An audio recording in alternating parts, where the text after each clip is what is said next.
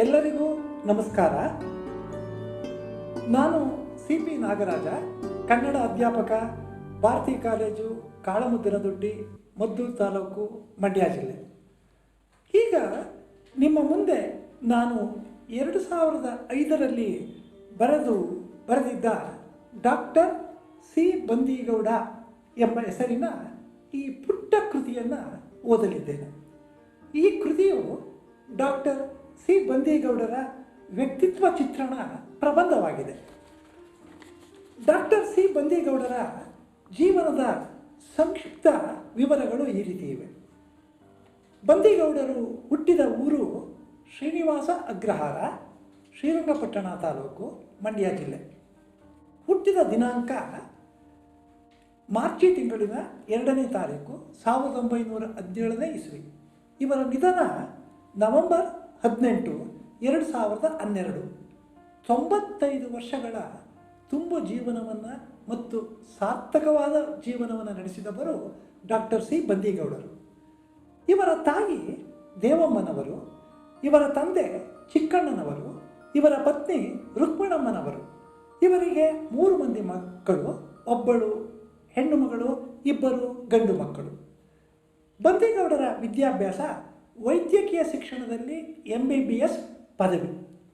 1944ರಿಂದ 1996ರವರೆಗೆ, ಅಂದರೆ ಸುಮಾರು 52 ವರ್ಷಗಳ ಕಾಲ ಡಾಕ್ಟರ್ ಬಂದೀಗೌಡರಿಗೆ 79ನೇ ವಯಸ್ಸಿನ ತನಕವೂ ಕೂಡ ಆಗುವ ತನಕ ಅವರು ವೈದ್ಯಕೀಯ ರಂಗದಲ್ಲಿ ಹಳ್ಳಿಗಾಡಿನ, ಶ್ರೀರಂಗಪಟ್ಟಣದ ಸುತ್ತಮುತ್ತಲ ಹಳ್ಳಿಗಾಡಿನ ಲಕ್ಷಾಂತರ ಮಂದಿಗೆ ಔಷಧೋಪಚಾರವನ್ನು ನೀಡಿದ್ದಾರೆ, ವೈದ್ಯರಾಗಿ ಸೇವೆ ಸಲ್ಲಿಸಿದ್ದಾರೆ. ಇದರ ಜೊತೆಗೆ ಸಾಮಾಜಿಕ ಕ್ಷೇತ್ರಗಳಲ್ಲಿ, ರಾಜಕೀಯ ಕ್ಷೇತ್ರಗಳಲ್ಲೂ ಕೂಡ ಅವರು ಅನೇಕ ಹುದ್ದೆಗಳನ್ನು ನಿರ್ವಹಿಸಿದ್ದಾರೆ.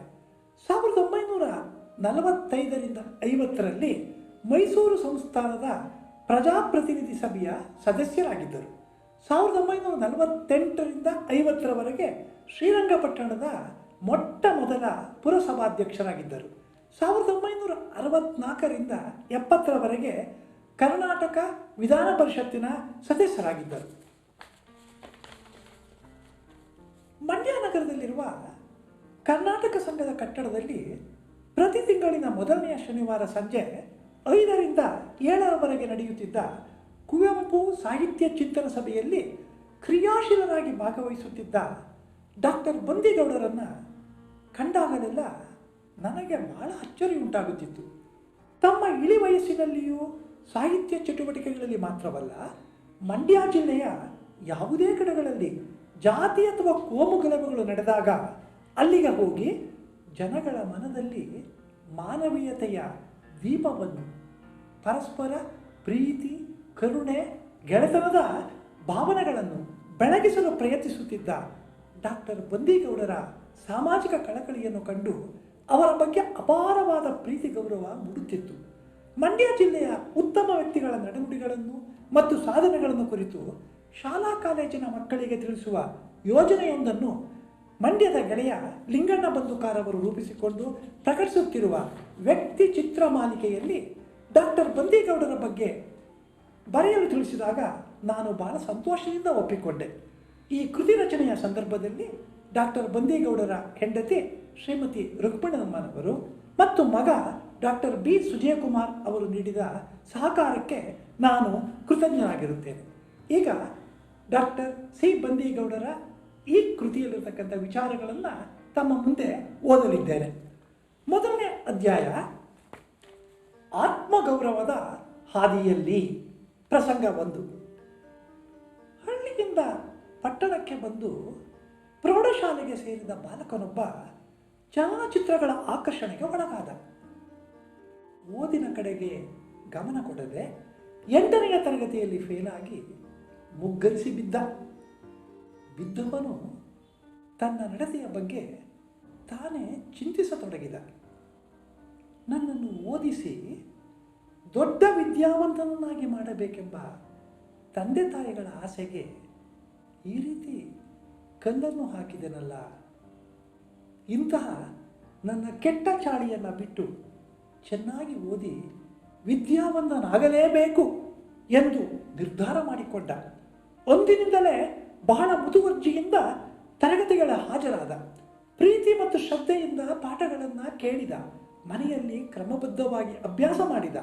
ತನ್ನನ್ನು ಸಂಪೂರ್ಣವಾಗಿ ವಿದ್ಯಾರ್ಜನೆಯಲ್ಲಿ ತೊಡಗಿಸಿಕೊಂಡ.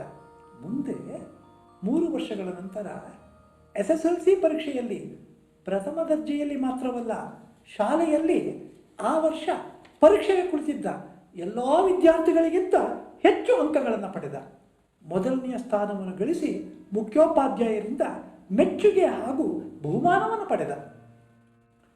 ಆತ್ಮಗೌರವದ ಹಾದಿಯಲ್ಲಿ ಪ್ರಸಂಗ 2. ಹಲವು ವರ್ಷಗಳ ನಂತರ ಇದೇ ಬಾಲಕ ನಗರವೊಂದರ ಮೆಡಿಕಲ್ ಕಾಲೇಜಿನಲ್ಲಿ ವೈದ್ಯಕೀಯ ವಿದ್ಯಾರ್ಥಿಯಾಗಿ ಸೇರಿದ. ಆಗ ಭರತಖಂಡದ ಉದ್ದಗಲದಲ್ಲಿ ದೇಶದ ಸ್ವಾತಂತ್ರ್ಯಕ್ಕಾಗಿ ಆಂಗ್ಲರ ಆಡಳಿತದ ವಿರುದ್ಧ ಮಹಾತ್ಮ ಗಾಂಧೀಜಿಯವರ ಮುಂದಾಳತ್ವದಲ್ಲಿ ಅಸಹಕಾರ ಚಳುವಳಿಯು ತೀವ್ರವಾಗಿ ನಡೆಯುತ್ತಿತ್ತು. ಗಾಂಧೀಜಿಯವರ ಕರೆಗೆ ಓಗೊಟ್ಟು ಲಕ್ಷಾಂತರ ಮಂದಿ ಭಾರತೀಯರು ಮನೆ ಮಠಗಳನ್ನು ಬಿಟ್ಟು ಶಾಲಾ ಕಾಲೇಜುಗಳನ್ನು ತೊರೆದು ಅಹಿಂಸೆಯ ನೆಲೆಯಲ್ಲಿ ನಡೆಯುತ್ತಿದ್ದ ಸತ್ಯಾಗ್ರಹದ ಚಳುವಳಿಗೆ ಧುಮ್ಮಿಕ್ಕಿದ್ದರು.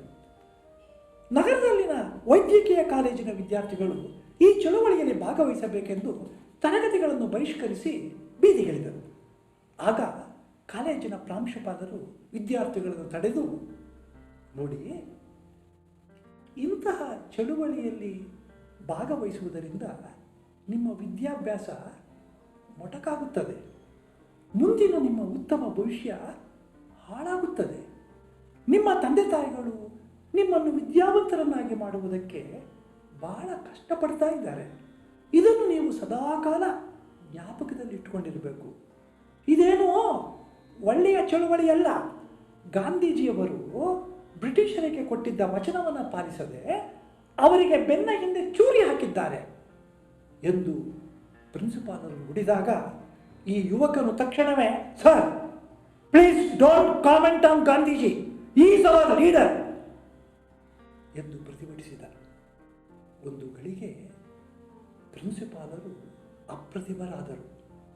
ಮರುಕ್ಷಣದಲ್ಲಿಯೇ ಚೇತರಿಸಿಕೊಂಡು, ಹಾಗಾದರೆ ನಿಮ್ಮ ಇಷ್ಟದಂತೆ ಮಾಡಿಕೊಳ್ಳಿ ಎಂದು ಹೇಳಿ ಕಚೇರಿಯ ಒಳನಡೆದರು. ಆತ್ಮಗೌರವದ ಹಾದಿಯಲ್ಲಿ ಪ್ರಸಂಗ 3. ಮುಂದೊಂದು ದಿನ ಇದೇ ಯುವಕ ವೈದ್ಯಕೀಯ ಪದವಿಯನ್ನು ಪಡೆದ. ಖಾಸಗಿಯಾಗಿ ಔಷಧಾಲಯವನ್ನು ತೆರೆದ. ಜನರ ರೋಗ ರುಜಿನಗಳನ್ನು ನಿವಾರಣೆ ಮಾಡುವ ಕಾರ್ಯದಲ್ಲಿ ತೊಡಗಿದ. ಒಮ್ಮೆ ಮೇಲು ಜಾತಿಯ ಶ್ರೀಮಂತ ಜಮೀನ್ದಾರರೊಬ್ಬರು ತಮ್ಮ ಮನೆಯ ಜೀತಗಾಳಿನೊಡನೆ ಔಷಧಾಲಯಕ್ಕೆ ಬಂದರು. ಔಷಧಾಲಯದ ಒಳಗಿದ್ದ ಕುರ್ಚಿಯಲ್ಲಿ ಜಮೀನ್ದಾರರು ಕುಳಿತರು. ಜ್ವರದ ತಾಪದಿಂದ ನರಳುತ್ತಿದ್ದ ಜೀತದಾಳು ಔಷಧಾಲಯದ ಹೊರಗಡೆಯ ಮೆಟ್ಟಲುಗಳ ಬಳಿ ಕುಳಿತುಕೊಂಡ. ಇದನ್ನು ಗಮನಿಸಿದ ವೈದ್ಯರು ಆತನನ್ನು ಒಳಬಂದು ಕುಳಿತುಕೊಳ್ಳಲು ಕರೆದರು. ತಕ್ಷಣವೇ ಜಮೀನ್ದಾರರು, ಅವನಲ್ಲೇ ಇರಲಿ ಬಿಡಿ, ಇಲ್ಲಿಗೆ ಯಾಕೆ ಎಂದರು. ಆಗ ಮೆಟ್ಟಲುಗಳ ಬಳಿ ಬಂದ ವೈದ್ಯರು ರೋಗಿಯನ್ನು ಕುರಿತು, ನೀನು ಒಳಕ್ಕೆ ಬಂದು ಕುಳಿತುಕೊಂಡ್ರೆ ಮಾತ್ರ ನಾನು ನಿನ್ನನ್ನು ನೋಡುವುದು ಎಂದು ಎಚ್ಚರಿಸಿದರು. ತನಗೆ ಸರಿಸಮಾನವಾಗಿ ತನ್ನ ಪಕ್ಕದಲ್ಲಿಯೇ ಜೀತದಾಳು ಬಂದು ಕುಳಿತುಕೊಳ್ಳುವುದನ್ನು ಜಮೀನ್ದಾರರಿಗೆ ಸಹಿಸಲಾಗಲಿಲ್ಲ. ಡಾಕ್ಟ್ರೇ, ನಾನು ಸ್ವಲ್ಪ ಲಾಯರ್ ನೋಡಬೇಕಾಗಿತ್ತು, ಹೋಗಿರ್ತೀನಿ, ನೀವು ಇವನಿಗೆ ಔಷಧಿ ಕೊಟ್ಟು ಕಳಿಸಿ, ನಾನು ಆಮೇಲೆ ಬಂದು ದುಡ್ಡು ಕೊಡ್ತೀನಿ ಎಂದು ಹೇಳಿ ಹೊರ ನಡೆದರು. ಜೀತದಾಳು ಒಳಬಂದು ಕುಳಿತ ಅನಂತರ ವೈದ್ಯರು ಅವನ ರೋಗ ತಪಾಸಣೆ ಮಾಡಿ ಔಷಧಿ ನೀಡಿ ಉಪಚರಿಸಿದರು. ಮೇಲ್ಕಂಡ 3 ಪ್ರಸಂಗಗಳಲ್ಲಿ ಕಂಡುಬಂದ ವ್ಯಕ್ತಿ ಬೇರಾರೂ ಅಲ್ಲ, ಈಗ ಶ್ರೀರಂಗಪಟ್ಟಣದಲ್ಲಿ ವಿಶ್ರಾಂತ ಜೀವನ ನಡೆಸುತ್ತಿರುವ ಡಾಕ್ಟರ್ ಸಿ ಬಂದೀಗೌಡರು.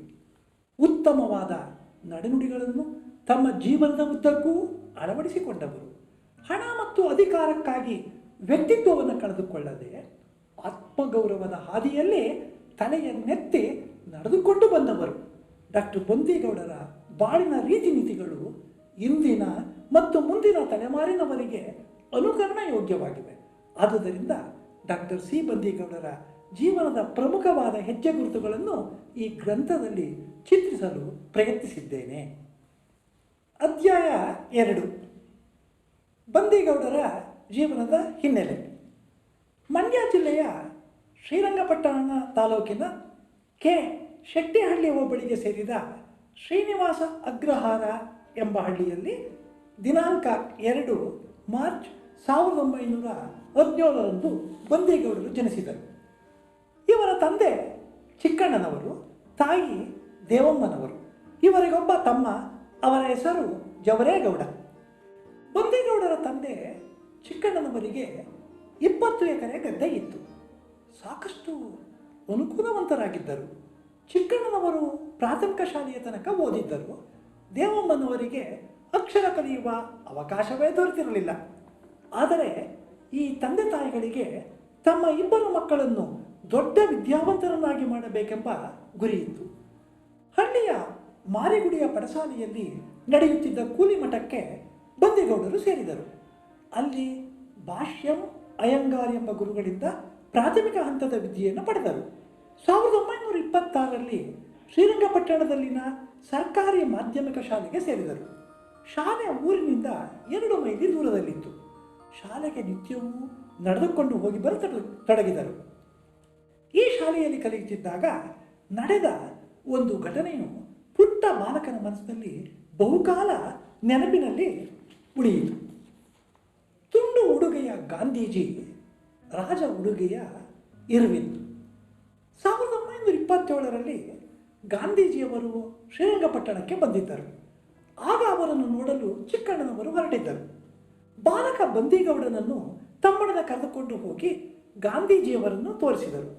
ಸಭೆಯಲ್ಲಿ ಗಾಂಧೀಜಿ ಸುಮಾರು 20 ನಿಮಿಷಗಳ ಕಾಲ ಭಾಷಣ ಮಾಡಿದರು. ತುಂಡು ಕಚ್ಚೆಯೊಂದನ್ನು ಕಟ್ಟಿಕೊಂಡು ಕೈಯಲ್ಲಿ ದೊಣ್ಣೆಯನ್ನು ಊರಿಕೊಂಡು ಬಂದಿದ್ದ ಗಾಂಧೀಜಿಯ ಬಗ್ಗೆ ಬಾಲಕನ ಮನದಲ್ಲಿ ಯಾವುದೇ ಬಗೆಯ ಕುತೂಹಲ ಮೂಡಲಿಲ್ಲ. ಇದನ್ನು ಗಮನಿಸಿದ ತಂದೆಯು ಊರಿಗೆ ಹಿಂತಿರುಗುವಾಗ ಮಗನಿಗೆ ಹೇಳಿದರು, ನಮ್ಮ ದೇಶಕ್ಕೆ ಬಹಳ ದೊಡ್ಡವರು ಅವರು. ಅವರನ್ನು ಕಂಡ್ರೆ ನಮ್ಮ ದೇಶದಲ್ಲಿರುವ ಜನಕ್ಕೆಲ್ಲ ಬಹಳ ಗೌರವ ಇದೆ, ತುಂಬ ಭಕ್ತಿ ಇದೆ. ಗಾಂಧೀಜಿಯವರು ನಮ್ಮ ದೇಶಕ್ಕೆ ಒಳ್ಳೆಯ ಕೆಲಸ ಮಾಡ್ತಾವ್ರೆ ಎಂದು ಗಾಂಧೀಜಿಯ ವ್ಯಕ್ತಿತ್ವವನ್ನು ಬಣ್ಣಿಸಿದರು. ಇದಾದ 1 ತಿಂಗಳ ನಂತರ ಲಾರ್ಡ್ ಇರ್ವಿನ್ ಶ್ರೀರಂಗಪಟ್ಟಣಕ್ಕೆ ಬರಲಿದ್ದರು. ಅವರ ಆಗಮನಕ್ಕಾಗಿ ಶ್ರೀರಂಗಪಟ್ಟಣ ಸಿಂಗಾರಗೊಳ್ಳುತ್ತಿತ್ತು.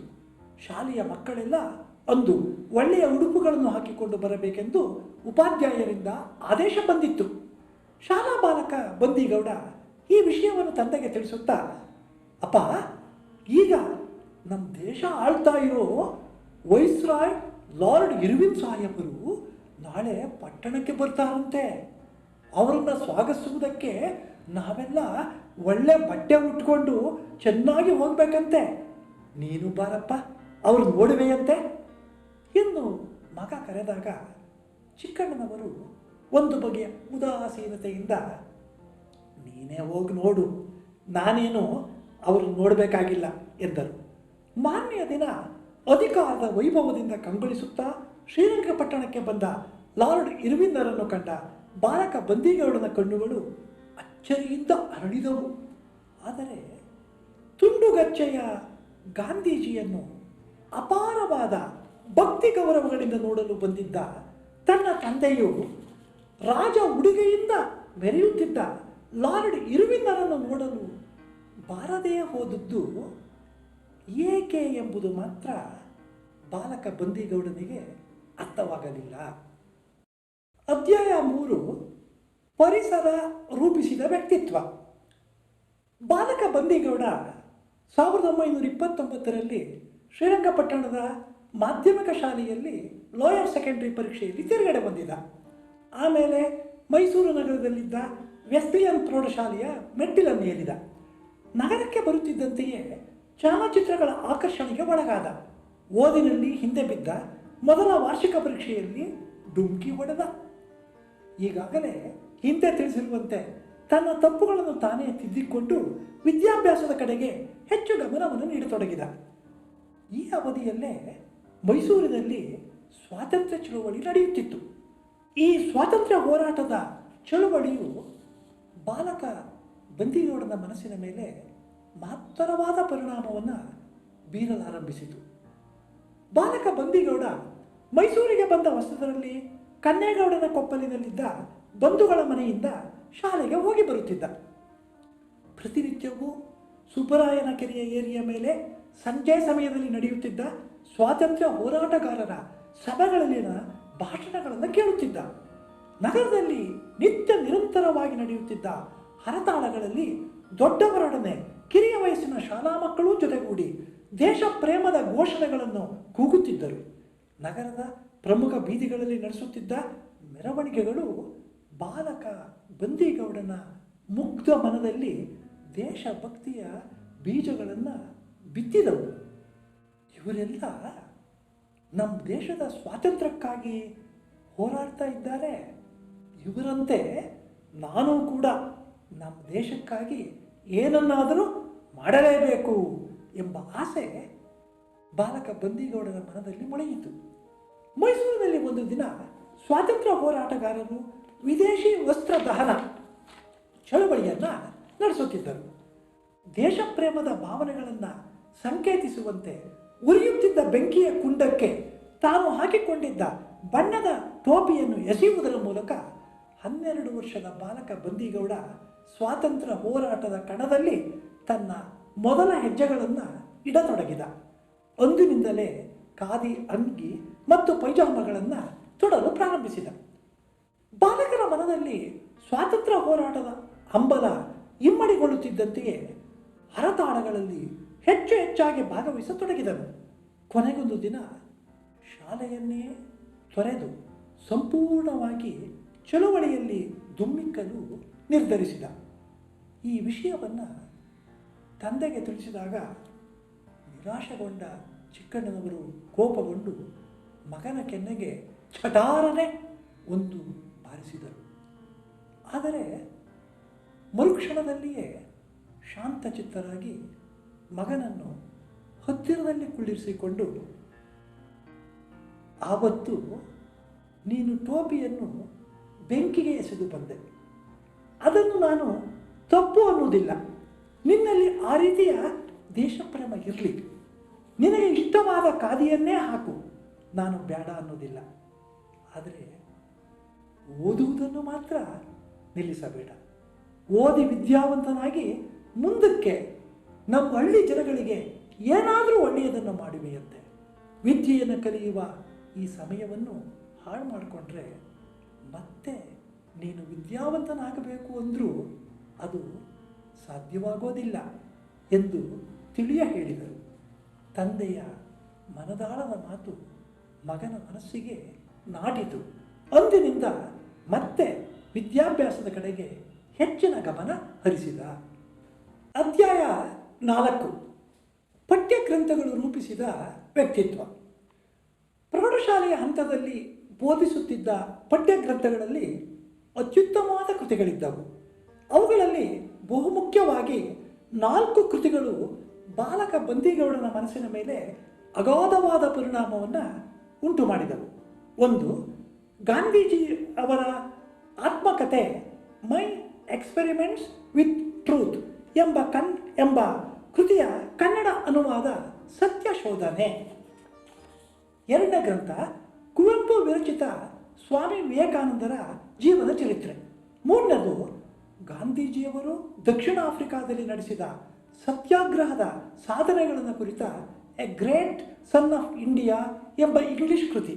ನಾಲ್ಕನೇದು ಕುವೆಂಪು ರಚಿಸಿದ ಸುಗ್ಗಿ ಬರುತ್ತಿದೆ ಎಂಬ ಕವನ. ಶಾಲಾ ಪಠ್ಯಗಳ ಮೂಲಕ ಗಾಂಧೀಜಿಯವರ ಜೀವನದ ಸಾಧನೆಗಳನ್ನು ಬಾಲಕ ಓದಿ ತಿಳಿದ. ಒಳ್ಳೆಯದರ ಪರ ನಿಂತು ಕೆಟ್ಟದರ ವಿರುದ್ಧ ಹೋರಾಡುವ ವ್ಯಕ್ತಿಗೆ ಸತ್ಯ ಮತ್ತು ಅಹಿಂಸೆಯ ನಡೆನುಡಿಗಳು ಎಂಥ ಮಹತ್ತರವಾದ ಇಚ್ಛಾಶಕ್ತಿ ಹಾಗೂ ಆತ್ಮಗೌರವವನ್ನು ತಂದುಕೊಡುತ್ತವೆ ಎಂಬುದನ್ನು ಮನಗಾಣಿಸಿದವು.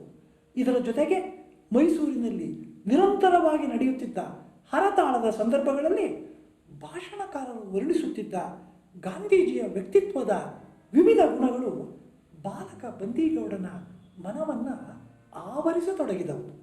ಅಂದು ತನ್ನ ತಂದೆಯು ಲಾರ್ಡ್ ಇರುವಿನ್ನರಿಗಿಂತ ಗಾಂಧೀಜಿಯವರನ್ನು ತುಂಬ ಗೌರವದಿಂದ ಕಂಡಿದ್ದಕ್ಕೆ ಕಾರಣವೇನೆಂಬುದು ಇದೀಗ ಅರ್ಥವಾಗತೊಡಗಿತು. ಕುವೆಂಪು ರಚಿಸಿದ ವಿವೇಕಾನಂದರ ಜೀವನ ಚರಿತ್ರೆಯಲ್ಲಿನ ವಿಚಾರಗಳು ಬಾಲಕನ ಮನಸ್ಸಿನಲ್ಲಿ ಸಾಮಾಜಿಕ ಹೊಣೆಗಾರಿಕೆಯ ಬಗೆಗಿನ ಎಚ್ಚರವನ್ನು ಮತ್ತು ಪ್ರತಿಯೊಬ್ಬ ವ್ಯಕ್ತಿಯು ತನ್ನ ಒಳಿತಿಗಾಗಿ ಶ್ರಮಿಸುವಂತೆಯೇ ಇತರರ ಒಳಿತಿಗಾಗಿಯೂ ದುಡಿಯಬೇಕೆಂಬ ಉದಾತ್ತವಾದ ಜೀವನದ ಹಂಬಲವನ್ನು ಮೂಡಿಸಿದವು. ಕುವೆಂಪು ಅವರ ಸುಗ್ಗಿ ಬರುತ್ತಿದೆ ಎಂಬ ಕವನ ಬಂದಿಗೌಡರ ಮನದ ಮೇಲೆ ಬೀರಿದ ಪ್ರಭಾವ ಅನನ್ಯವಾದುದು. ಅದನ್ನು ತರಗತಿಯಲ್ಲಿ ಉಪಾಧ್ಯಾಯರು ಓದಿ ವಿವರಿಸುವಾಗ ಮತ್ತು ತಾನೇ ಅದನ್ನು ಮತ್ತೆ ಮತ್ತೆ ಓದತೊಡಗಿದಾಗ ತಮಗೆ ಉಂಟಾದ ಭಾವನೆಗಳನ್ನು ತುಂಬ ಹೃದಯಂಗಮವಾಗಿ ಬಂದಿಗೌಡರು ಈ ರೀತಿ ವರ್ಣಿಸುತ್ತಾರೆ. ಅಡಿಯ ಗೆಜ್ಜೆ ನುಡುಗೆ ಹೆಜ್ಜೆ ಇಡುತ್ತ ಸುಗ್ಗಿ ಬರುತ್ತಿದೆ, ಸುಗ್ಗಿ ಬರೆ ಹಿಗ್ಗೆ ಹಿಗ್ಗಿತಿರೆ ಸಗ್ಗ ಸೊಗವ ತರುತ್ತಿದೆ ಎಂದು ಪ್ರಾರಂಭವಾಗುವ ಈ ಕವನದ ಸಾಲುಗಳಲ್ಲಿನ ಪದಲಾಲಿತ್ಯ, ಪ್ರಾಸ ಅನುಪ್ರಾಸಗಳ ಲಯ ವಿನ್ಯಾಸ ಮತ್ತು ಪ್ರಕೃತಿ ವರ್ಣನೆಯ ಅಂದಚಂದ ನನ್ನ ಮನದಲ್ಲಿ ಒಂದು ಬಗೆಯ ಅನುರಣನವನ್ನು ಉಂಟು ಮಾಡಿ ಸಾಹಿತ್ಯ ಕೃತಿಗಳ ಬಗ್ಗೆ ಅಪಾರವಾದ ಒಲವನ್ನು ಮೂಡಿಸಿ ಓದುವ ಆಸೆಯನ್ನು ಇಮ್ಮಡಿಗೊಳಿಸಿತು. ಚಿಕ್ಕಂದಿನಿಂದಲೇ ಒಳ್ಳೆಯ ಸಾಹಿತ್ಯ ಕೃತಿಗಳನ್ನು ಓದಿ ಹೆಚ್ಚಿನ ಲೋಕಜ್ಞಾನವನ್ನು ಪಡೆಯುವಂತಾಗಲು ಈ ಕವನದ ಶೈಲಿಯು ಮೂಲ ಪ್ರೇರಣೆಯನ್ನು ನೀಡಿತು. ಅಧ್ಯಾಯ 5. ಗುರುವಿನ ನಡೆನುಡಿಗಳು ರೂಪಿಸಿದ ವ್ಯಕ್ತಿತ್ವ. 1933ರಲ್ಲಿ ನಡೆದ SSLC ಪರೀಕ್ಷೆಯಲ್ಲಿ ಪ್ರಥಮ ದರ್ಜೆ ಹಾಗೂ ಶಾಲೆಯಲ್ಲಿ ಪ್ರಥಮ ಸ್ಥಾನವನ್ನು ಪಡೆದು ತೇರ್ಗಡೆಯನ್ನು ಹೊಂದಿ ಇಂಟರ್ಮೀಡಿಯೇಟ್ ಸೇರಿದರು. ಇಂದಿನ ಯುವರಾಜ ಕಾಲೇಜು. ಯೌವನಕ್ಕೆ ಅಡಿ ಇಡುತ್ತಿದ್ದ ಬಂದಿಗೌಡರ ವ್ಯಕ್ತಿತ್ವ ಉತ್ತಮವಾಗಿ ರೂಪುಗೊಳ್ಳುವುದಕ್ಕೆ ಈ ಕಾಲೇಜಿನ ಪರಿಸರ ಮತ್ತು ಯುವರಾಜ ಕಾಲೇಜಿನಲ್ಲಿ ಅಧ್ಯಾಪಕರಾಗಿದ್ದ ಕುವೆಂಪು ಅವರ ನಡೆನುಡಿಗಳು ತುಂಬ ಸಹಕಾರಿಯಾದವು. ಕುವೆಂಪು ಅವರ ವ್ಯಕ್ತಿತ್ವವನ್ನು ಕುರಿತು ಬಂದಿಗೌಡರು ಈ ರೀತಿ ಹೇಳುತ್ತಾರೆ.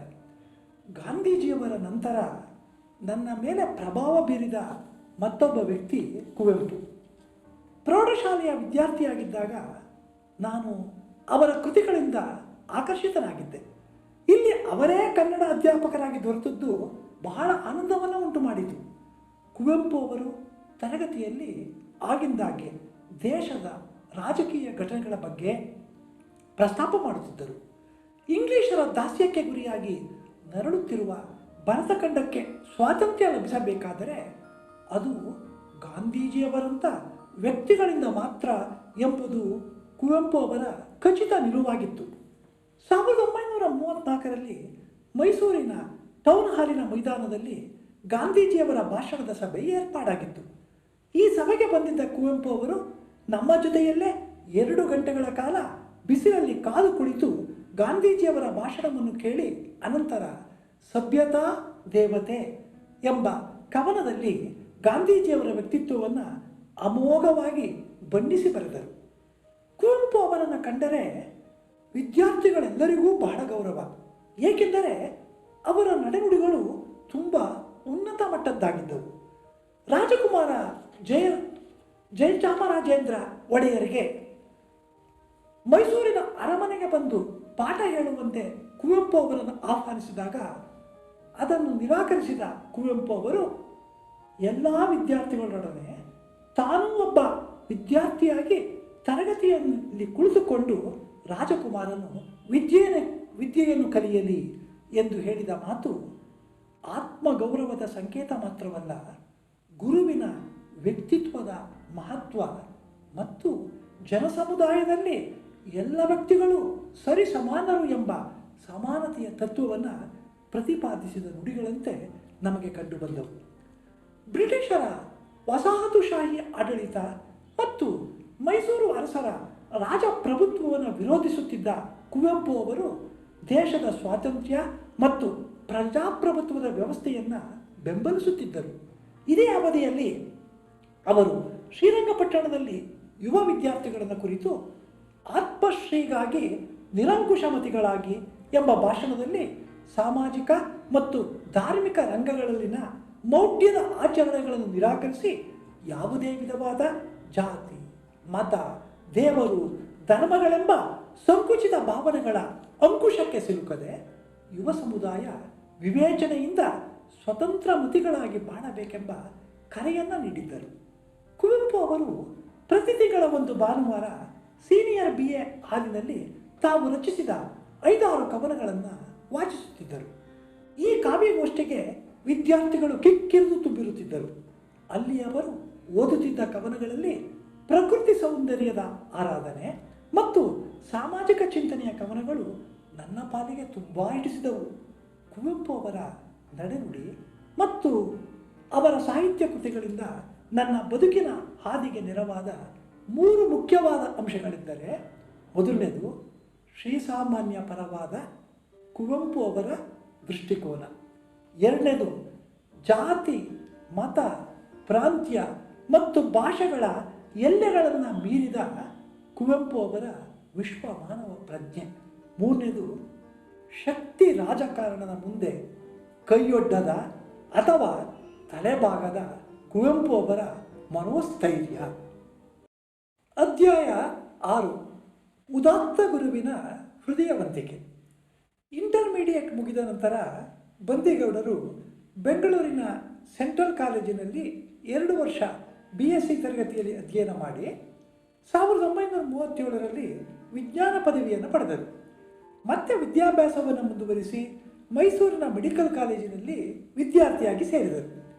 1938ರಿಂದ 1942ರವರೆಗೆ ವಿದ್ಯಾರ್ಜನೆಯಲ್ಲಿ ತೊಡಗಿದ್ದಾಗ 1942ರಲ್ಲಿ ಕ್ವಿಟ್ ಇಂಡಿಯಾ ಚಳುವಳಿ ತೀವ್ರ ಸ್ವರೂಪವನ್ನು ಪಡೆಯಿತು. ಆಗ ಮೆಡಿಕಲ್ ಕಾಲೇಜಿನಲ್ಲಿ ಅಂತಿಮ ವರ್ಷದ ವಿದ್ಯಾರ್ಥಿಯಾಗಿದ್ದ ಬಂದಿಗೌಡರು ತಮ್ಮ ಸಹಪಾಠಿಗಳ ಜೊತೆಗೂಡಿ ತರಗತಿಗಳನ್ನು ಬಹಿಷ್ಕರಿಸಿ ಚಳುವಳಿಯಲ್ಲಿ ಭಾಗವಹಿಸಲು ಹೊರಟಾಗ ಈಗಾಗಲೇ ಹಿಂದೆ ವಿವರಿಸಿರುವಂತೆ ಅದನ್ನು ತಡೆಯಲು ಪ್ರಯತ್ನಿಸಿ ಪ್ರಿನ್ಸಿಪಾಲರು ವಿಫಲರಾಗಿದ್ದರು. ತರಗತಿಗಳನ್ನು ಬಹಿಷ್ಕರಿಸಿದ ವಿದ್ಯಾರ್ಥಿಗಳು ಸತ್ಯಾಗ್ರಹಿಗಳ ಜೊತೆಗೂಡಿ ಮೈಸೂರು ನಗರದಲ್ಲಿ ನಿತ್ಯವೂ ಪ್ರಭಾತ್ ಫೇರಿ ನಡೆಸುತ್ತಾ ಬ್ರಿಟಿಷರ ವಿರುದ್ಧ ಅಸಹಕಾರ ಚಳವಳಿಯಲ್ಲಿ ತೊಡಗಿದರು. 3 ತಿಂಗಳು ಮೆಡಿಕಲ್ ಕಾಲೇಜನ್ನು ಮುಚ್ಚಲಾಗಿತ್ತು.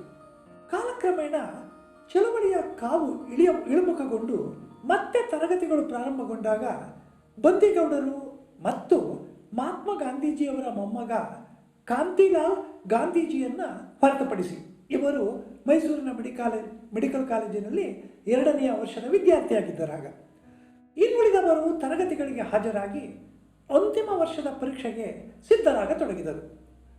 ಒಂದು ದಿನ ಸಂಜೆ ವೇಳೆ ಮೈಸೂರು ನಗರದ ಜೀವರಾಯನ ಕಟ್ಟೆಯ ಹತ್ತಿರ ಬಂದಿಗೌಡರು ನಡೆದುಕೊಂಡು ಬರುತ್ತಿದ್ದಾಗ ಇವರ ಪಕ್ಕದಲ್ಲಿ ಒಂದು ಕಾರು ಬಂದು ನಿಂತಿತು.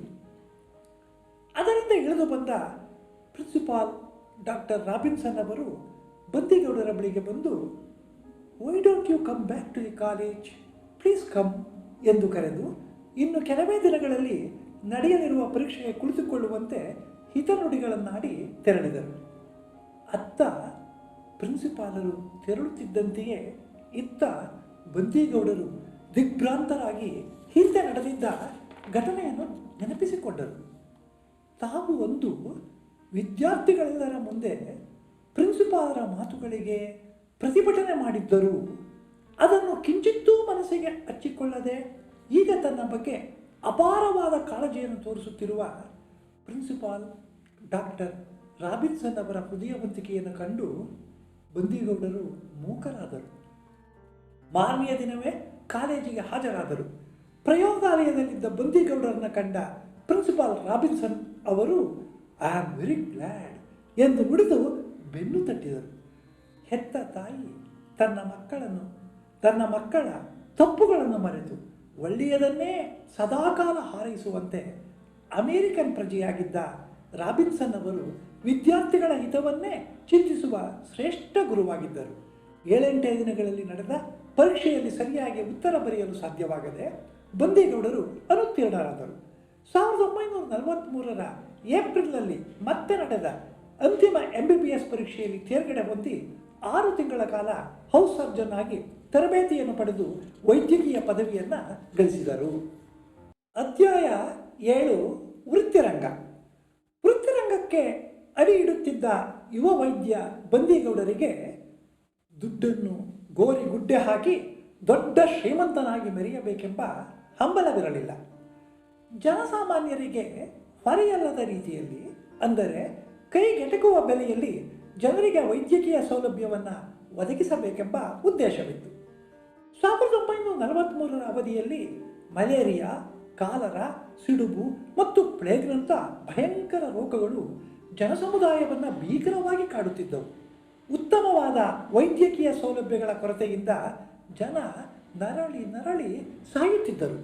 ಜನಗಳ ಈ ಬಗೆಯ ಸಂಕಷ್ಟಗಳನ್ನು ಚಿಕ್ಕಂದಿನಿಂದಲೇ ಅರಿತಿದ್ದ ಬಂದೀಗೌಡರು ಹಳ್ಳಿಗಾಡಿನ ಪರಿಸರದಲ್ಲಿಯೇ ತಮ್ಮ ಕರ್ತವ್ಯವನ್ನು ನಿರ್ವಹಿಸಲು ನಿರ್ಧರಿಸಿ ಸರ್ಕಾರಿ ಕೆಲಸಕ್ಕೆ ಸೇರದೆ ಪಾಂಡವಪುರದಲ್ಲಿ ಖಾಸಗಿಯಾಗಿ ವೈದ್ಯ ವೃತ್ತಿಯನ್ನು ಪ್ರಾರಂಭಿಸಿದರು. ವೃತ್ತಿಯನ್ನು ಪ್ರಾರಂಭಿಸಿದ ಕೆಲವೇ ತಿಂಗಳಲ್ಲಿ ಬಂದೀಗೌಡರ ತಮ್ಮ ಜವರೇಗೌಡರು ಅಕಾಲ ಮರಣಕ್ಕೆ ತುತ್ತಾದುದರಿಂದ 1944ರಲ್ಲಿ ಶ್ರೀರಂಗಪಟ್ಟಣದಲ್ಲಿ ಚಿಕಿತ್ಸಾಲಯವನ್ನು ತೆರೆದರು. ತಂದೆ ಚಿಕ್ಕಣ್ಣನವರ, ತಾಯಿಯವರ ಹೆಸರು ಕಲ್ಯಾಣಮ್ಮ. ಈ ಅಜ್ಜಿಯ ಹೆಸರನ್ನು ನೆನಪಿಸುವಂಥ ಮತ್ತು ಜನರ ರೋಗ ರುಜಿನಗಳನ್ನು ಗುಣಪಡಿಸಿ ಒಳಿತನ್ನು ಮಾಡುವಂಥ ಆ ಅರ್ಥಗಳನ್ನು ಧ್ವನಿಸುವಂತೆ ಕಲ್ಯಾಣ ಚಿಕಿತ್ಸಾಲಯ ಎಂದು ಹೆಸರಿಟ್ಟರು. ಒಂದಾಣೆ ಡಾಕ್ಟರ್. ಇವರಿಗೆ ಮೊದಲು ವೃತ್ತಿಯನ್ನು ಪ್ರಾರಂಭ ಮಾಡಿದ ದಿನಗಳಲ್ಲಿ ಇವರು ಒಂದಾಣೆ ಡಾಕ್ಟರ್ ಅಂತಲೇ ಪ್ರಸಿದ್ಧರಾಗಿದ್ದರು. ಚಿಕಿತ್ಸಾಲಯಕ್ಕೆ ಬರುತ್ತಿದ್ದ ರೋಗಿಗಳ ಜಾತಿ, ಮತ, ಶ್ರೀಮಂತಿಕೆ ಅಥವಾ ಅಧಿಕಾರದ ಸ್ಥಾನಮಾನಗಳನ್ನು ಪರಿಗಣಿಸದೆ ಎಲ್ಲರನ್ನೂ ಸರಿಸಮಾನವಾಗಿ ಕಾಣುತ್ತಿದ್ದರು. ಮೊದಲು ಬಂದವರನ್ನು ಕಡೆಗಣಿಸಿ ಇತರರನ್ನು ನೋಡುತ್ತಿರಲಿಲ್ಲ. ಕಲ್ಯಾಣ ಚಿಕಿತ್ಸಾಲಯಕ್ಕೆ ಬರುತ್ತಿದ್ದ ರೋಗಿಗಳಲ್ಲಿ ಅನುಕೂಲಸ್ಥರಿಗಿಂತ ಬಡವರೇ ಹೆಚ್ಚಾಗಿರುತ್ತಿದ್ದರು.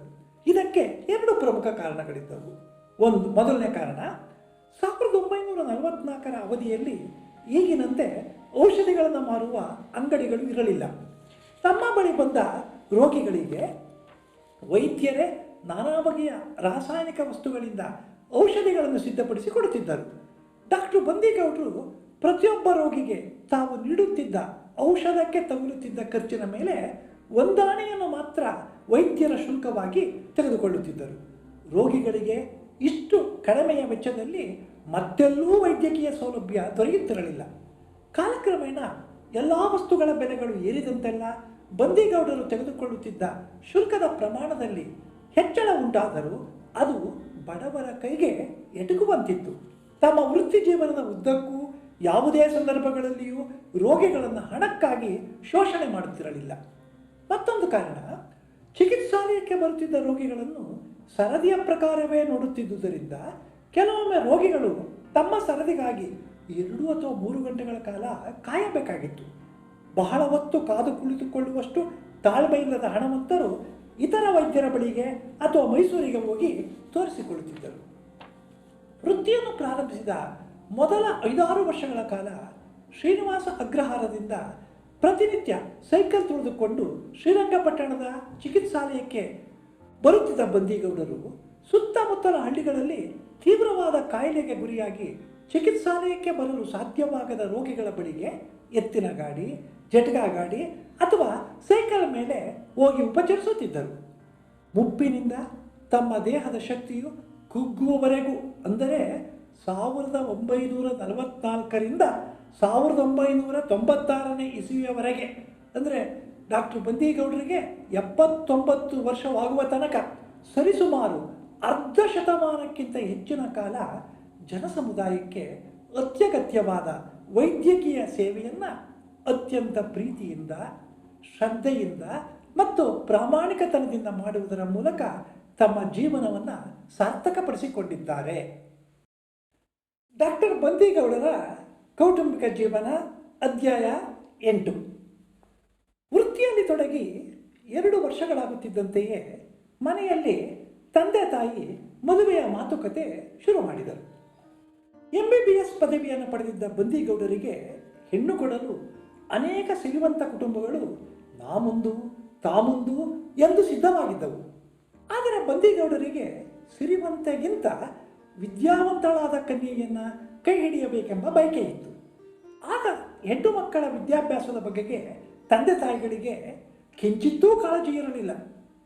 ಮದುವೆಯ ಸಮಯದಲ್ಲಿ ಮಗಳಿಗೆ ಮೈತುಂಬ ಒಡವೆ ಹಾಕಿ ಅದ್ದೂರಿಯಾಗಿ ಮದುವೆ ಮಾಡಿ ಗಂಡನ ಮನೆಗೆ ಕಳಿಸುವುದರ ಕಡೆಗೆ ಗಮನವಿದ್ದೇ ಹೊರತು ಹೆಣ್ಣು ಮಕ್ಕಳನ್ನು ವಿದ್ಯಾವಂತಿಯರನ್ನಾಗಿ ಮಾಡಬೇಕೆಂಬ ಹಂಬಲ ಆ ಕಾಲದಲ್ಲಿ ತಂದೆ ತಾಯಿಗಳಿಗೆ ಇರಲಿಲ್ಲ.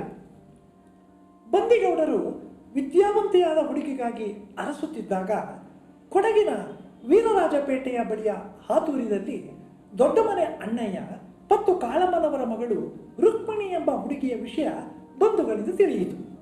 ದೊಡ್ಡ ಮನೆ ಎಚ್ ಬಿ ಅಣ್ಣಯ್ಯನವರು ಕೊಡಗು ಪ್ರಾಂತ್ಯದಲ್ಲಿ MLC ಆಗಿದ್ದವರು.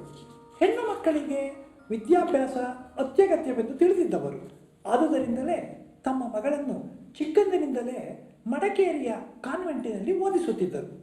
ಇದೀಗ SSLC ತರಗತಿಯಲ್ಲಿ ಓದುತ್ತಿದ್ದ ರುಕ್ಮಿಣಿಯವರನ್ನು ನೋಡಿದ ಬಂದಿಗೌಡರು ತಮ್ಮ ಆಸೆಯಂತೆ ವಿದ್ಯಾವಂತೆ ದೊರಕಿದ್ದಕ್ಕಾಗಿ ಒಪ್ಪಿಗೆ ನೀಡಿದರು. ಆಗಿನ ಕಾಲದಲ್ಲಿ ಹೆಣ್ಣು ಮಕ್ಕಳು SSLCವರೆಗೆ ಓದುವುದೇ ಒಂದು ದೊಡ್ಡ ಸಾಧನೆಯಾಗಿತ್ತು.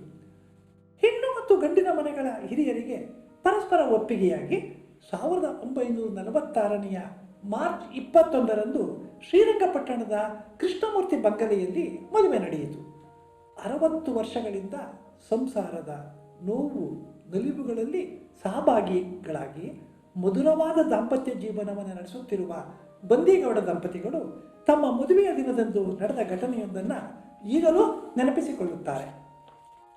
ಹಸೆಮಣೆ ಹತ್ತಿದ ಖಾದಿ ಸೀರೆ. ಮದುಮಗಳಿಗೆ ಬೆಲೆ ಬಾಳುವ ರೇಷ್ಮೆ ಸೀರೆಯನ್ನು ಉಡಿಸಿ ಧಾರೆ ಮಂಟಪಕ್ಕೆ ಕರೆತರುವ ಗಳಿಗೆಯಲ್ಲಿ ಮದುಮಗನಿಂದ ಬೇಡಿಕೆಯೊಂದು ಬಂತು. ಅದನ್ನು ಕೇಳಿ ಹೆಣ್ಣಿನ ತಂದೆ ಅಣ್ಣಯ್ಯನವರು ಕ್ಷಣಕಾಲ ದಿಗ್ಭ್ರಾಂತರಾದರು. ಮದುಮಗ ತನ್ನ ಬೇಡಿಕೆಯಂತೆ ಮದುವೆ ನಡೆಯಬೇಕೆಂದು ಮತ್ತೆ ಮತ್ತೆ ಕೇಳಿಕೊಂಡ. ಮದುಮಗನ ಆಸೆಗೆ ಒಪ್ಪಿಗೆ ಕೊಡಲು ಅಣ್ಣಯ್ಯನವರು ಸ್ವಲ್ಪ ಹಿಂಜರಿದರು. ಆಗ ಬಂದಿಗೌಡರ ತಂದೆ ಚಿಕ್ಕಣ್ಣನವರೇ ಮಗನ ಕಡೆ ವಕಾಲತ್ತನ್ನು ವಹಿಸಿಕೊಂಡು ಬೀಗರಾಗುತ್ತಿದ್ದ ಅಣ್ಣಯ್ಯನವರನ್ನ ಕುರಿತು, ನೋಡಿ, ನಮ್ಮ ಹುಡುಗ ನಿಮ್ಮಿಂದ ಒಡವೆ ಕೇಳ್ತಾ ಇಲ್ಲ, ಹಣ ಕೇಳ್ತಾ ಇಲ್ಲ. ಅವನಿಗೆ ಚಿಕ್ಕಂದಿನಿಂದಲೂ ಮಹಾತ್ಮ ಗಾಂಧೀಜಿಯವರ ಬಗ್ಗೆ ತುಂಬ ಗೌರವ. ಗಾಂಧೀಜಿಯವರ ನಡೆನುಡಿಗಳೇ ಅವನಿಗೆ ಆದರ್ಶ. ಅವನ ದೃಷ್ಟಿಯಲ್ಲಿ ಖಾದಿ ಬಟ್ಟೆಯು ದೇಶ ಪ್ರೇಮದ ಸಂಕೇತ. ಆದ್ದರಿಂದ ಅವನ ಆಸೆಯಂತೆ ಹುಡುಗಿಗೆ ಖಾದಿ ಸೀರೆ ಉಡಿಸಿ ಸಂತೋಷವಾಗಿ ದಾರಿ ಎರೆದುಕೊಡಿ ಎಂದು ಕೇಳಿಕೊಂಡರು. ಖಾದಿ ಸೀರೆ ಬೇಡಿಕೆಯ ಹಿಂದೆ ಸ್ವದೇಶಿ ವಸ್ತುಗಳ ಬಗೆಗಿನ ಅಭಿಮಾನ ಇರುವುದನ್ನು ಗೌರವಿಸಿದ ಅಣ್ಣಯ್ಯನವರು ಮದುಮಗನ ಬೇಡಿಕೆಗೆ ಸಮ್ಮತಿಸಿದರು. ನಂಜನಗೂಡಿನ ಸಮೀಪದ ಬದನವಾಳು ಗ್ರಾಮದಿಂದ ತಂದಿದ್ದ ಖಾದಿ ಸೀರೆಯನ್ನು ಉಟ್ಟುಕೊಂಡು ಮದುಮಗಳು ಹಸೆಮಣೆಯನ್ನೇರಿ ನಿಂತಾಗ ಮದುಮಗನ ಸಂತೋಷಕ್ಕೆ ಪಾರವೇ ಇರಲಿಲ್ಲ. ಕೊಡಗಿನ ಅರಣ್ಯ ಸೀಮೆಯಿಂದ ಶ್ರೀರಂಗಪಟ್ಟಣದ ಬಯಲು ಸೀಮೆಗೆ ಬಂದ ರುಕ್ಮಿಣಮ್ಮನವರು ಬಂದಿಗೌಡರ ಜೀವನದ ಆದರ್ಶ ಮತ್ತು ಗುರಿಗಳನ್ನು ಅರ್ಥ ಮಾಡಿಕೊಂಡು ಅದಕ್ಕೆ ಅನುಗುಣವಾಗಿ ಸಹಕರಿಸಿದರು. ದಾಂಪತ್ಯ ಜೀವನದ ಯಾವುದೇ ಹಂತದಲ್ಲೂ ಗಂಡನ ಮುಂದೆ ಒಡವೆ ಅಥವಾ ಆಸ್ತಿಪಾಸ್ತಿಗಳಿಗೆ ಬೇಡಿಕೆಗಳನ್ನು ಒಡ್ಡದೆ ಅಚ್ಚುಕಟ್ಟಾಗಿ ಸಂಸಾರದ ಜವಾಬ್ದಾರಿಯನ್ನು ನಿರ್ವಹಿಸಿದ್ದರಿಂದಲೇ ಬಂದಿಗೌಡರು ಜೀವನದ ಉದ್ದಕ್ಕೂ ಸುಖಿಯಾಗಿದ್ದಾರೆ. ಈ ದಂಪತಿಗಳಿಗೆ ಬಿ ಪ್ರೇಮಕುಮಾರ್ ಮತ್ತು ಬಿ ಸುಜಯಕುಮಾರ್ ಎಂಬ ಇಬ್ಬರು ಗಂಡು ಮಕ್ಕಳಿದ್ದಾರೆ. ಬಿ ಜ್ಯೋತ್ಸ್ನಾ ಎಂಬ ಒಬ್ಬ ಮಗಳಿದ್ದಾರೆ. 6 ಮಂದಿ ಮೊಮ್ಮಕ್ಕಳನ್ನು ಹೊಂದಿರುವ ಬಂದಿಗೌಡ ದಂಪತಿಗಳು ಬಹಳ ನೆಮ್ಮದಿಯಿಂದ ಜೀವನವನ್ನು ನಡೆಸುತ್ತಿದ್ದಾರೆ. ಅಧ್ಯಾಯ 9. ಆದರ್ಶಗಳ ವಾರಸುದಾರ. ಬಂದಿಗೌಡರ ಎರಡನೆಯ ಮಗ ಬಿ ಸುಜಯಕುಮಾರ್ ಅವರು MBBS ಪದವಿಯನ್ನು ಪಡೆದು 1979 ಅಕ್ಟೋಬರ್ 2 ಗಾಂಧಿ ಜಯಂತಿಯಂದು ಕಲ್ಯಾಣ ಚಿಕಿತ್ಸಾಲಯದಲ್ಲಿ ವೈದ್ಯಕೀಯ ವೃತ್ತಿಯನ್ನು ಪ್ರಾರಂಭಿಸಿದರು.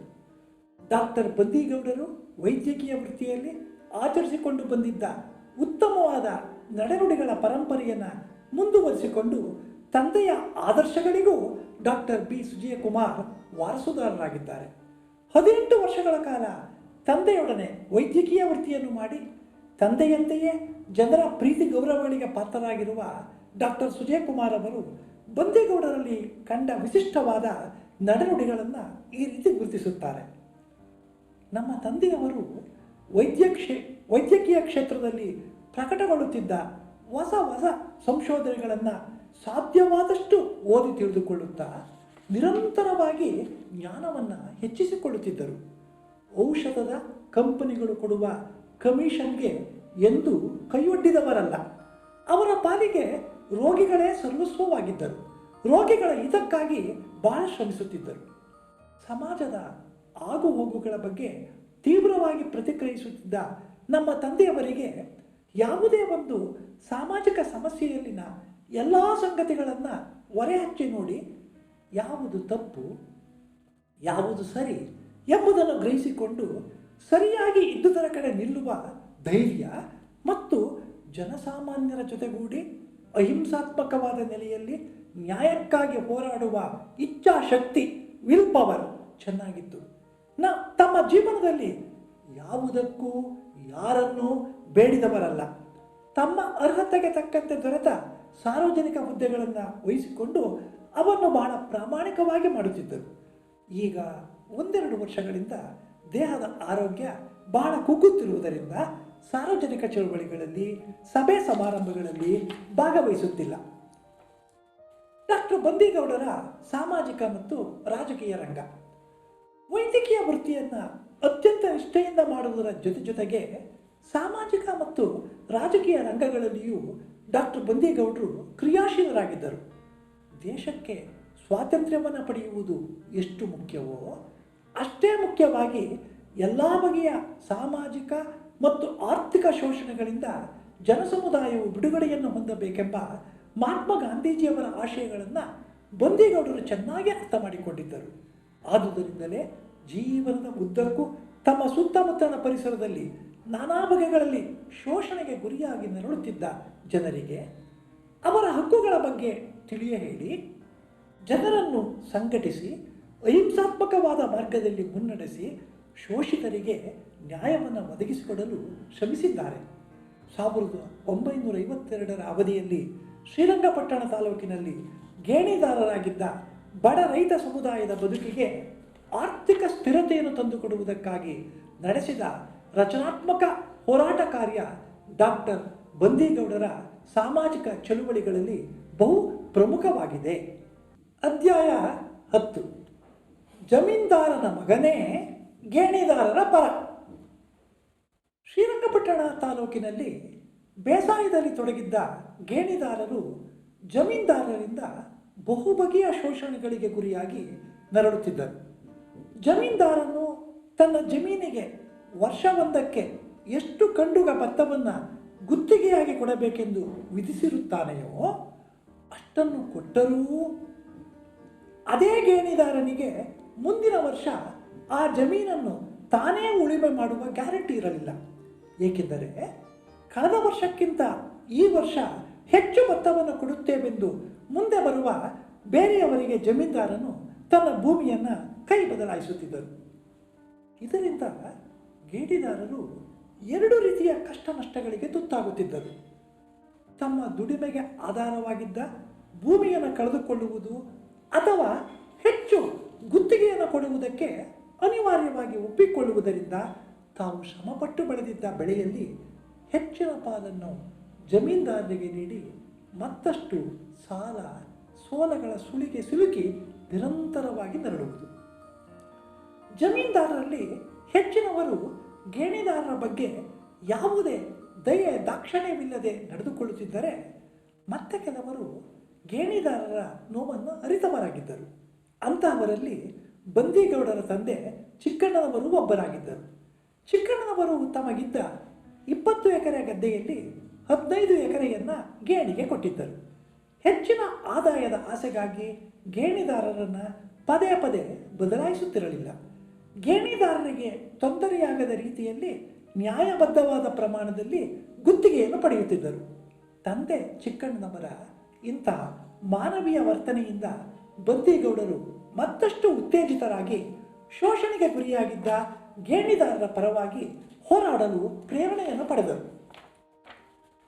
1952ರ ಅವಧಿಯಲ್ಲಿ ಮೈಸೂರು ರಾಜ್ಯದಲ್ಲಿ ಅಧಿಕಾರದಲ್ಲಿದ್ದ ಮುಖ್ಯಮಂತ್ರಿ ಕೆಂಗಲ್ ಹನುಮಂತಯ್ಯನವರ ಮಂತ್ರಿಮಂಡಲದಲ್ಲಿ ಕಡಿದಾಳ್ ಮಂಜಪ್ಪನವರು ಕಂದಾಯ ಸಚಿವರಾಗಿದ್ದರು. ಗೇಣಿದಾರರ ಶೋಷಣೆಯನ್ನು ತಡೆಗಟ್ಟುವ ಮಸೂದೆಯೊಂದನ್ನು ಶಾಸನಸಭೆಯಲ್ಲಿ ಮಂಡಿಸಿ ಅನುಮೋದನೆಯನ್ನು ಪಡೆದು ಗೇಣಿದಾರರ ಶಾಸನವನ್ನು ಸರ್ಕಾರ ಸಿದ್ಧಪಡಿಸಬೇಕಾಗಿತ್ತು. ಈ ಶಾಸನವನ್ನು ಇಡೀ ರಾಜ್ಯದಲ್ಲಿ ಒಂದೇ ಬಾರಿಗೆ ಜಾರಿಗೆ ತರುವ ಬದಲು ಮೊದಲು ಯಾವುದಾದರೊಂದು ತಾಲೂಕಿನಲ್ಲಿ ಪ್ರಾಯೋಗಿಕವಾಗಿ ಆಚರಣೆಗೆ ತಂದು ಅದರ ಆಗುಹೋಗುಗಳನ್ನು ಪರಿಶೀಲಿಸಿ ತಿದ್ದುಪಡಿಗಳು ಏನಾದರೂ ಅಗತ್ಯವಾದರೆ ಅವನ್ನು ಅಳವಡಿಸಿಕೊಂಡು ಅನಂತರ ಇಡೀ ರಾಜ್ಯದಲ್ಲಿ ಹಂತ ಹಂತವಾಗಿ ಕಾರ್ಯರೂಪಕ್ಕೆ ತರಲು ಯೋಜಿಸಿತ್ತು.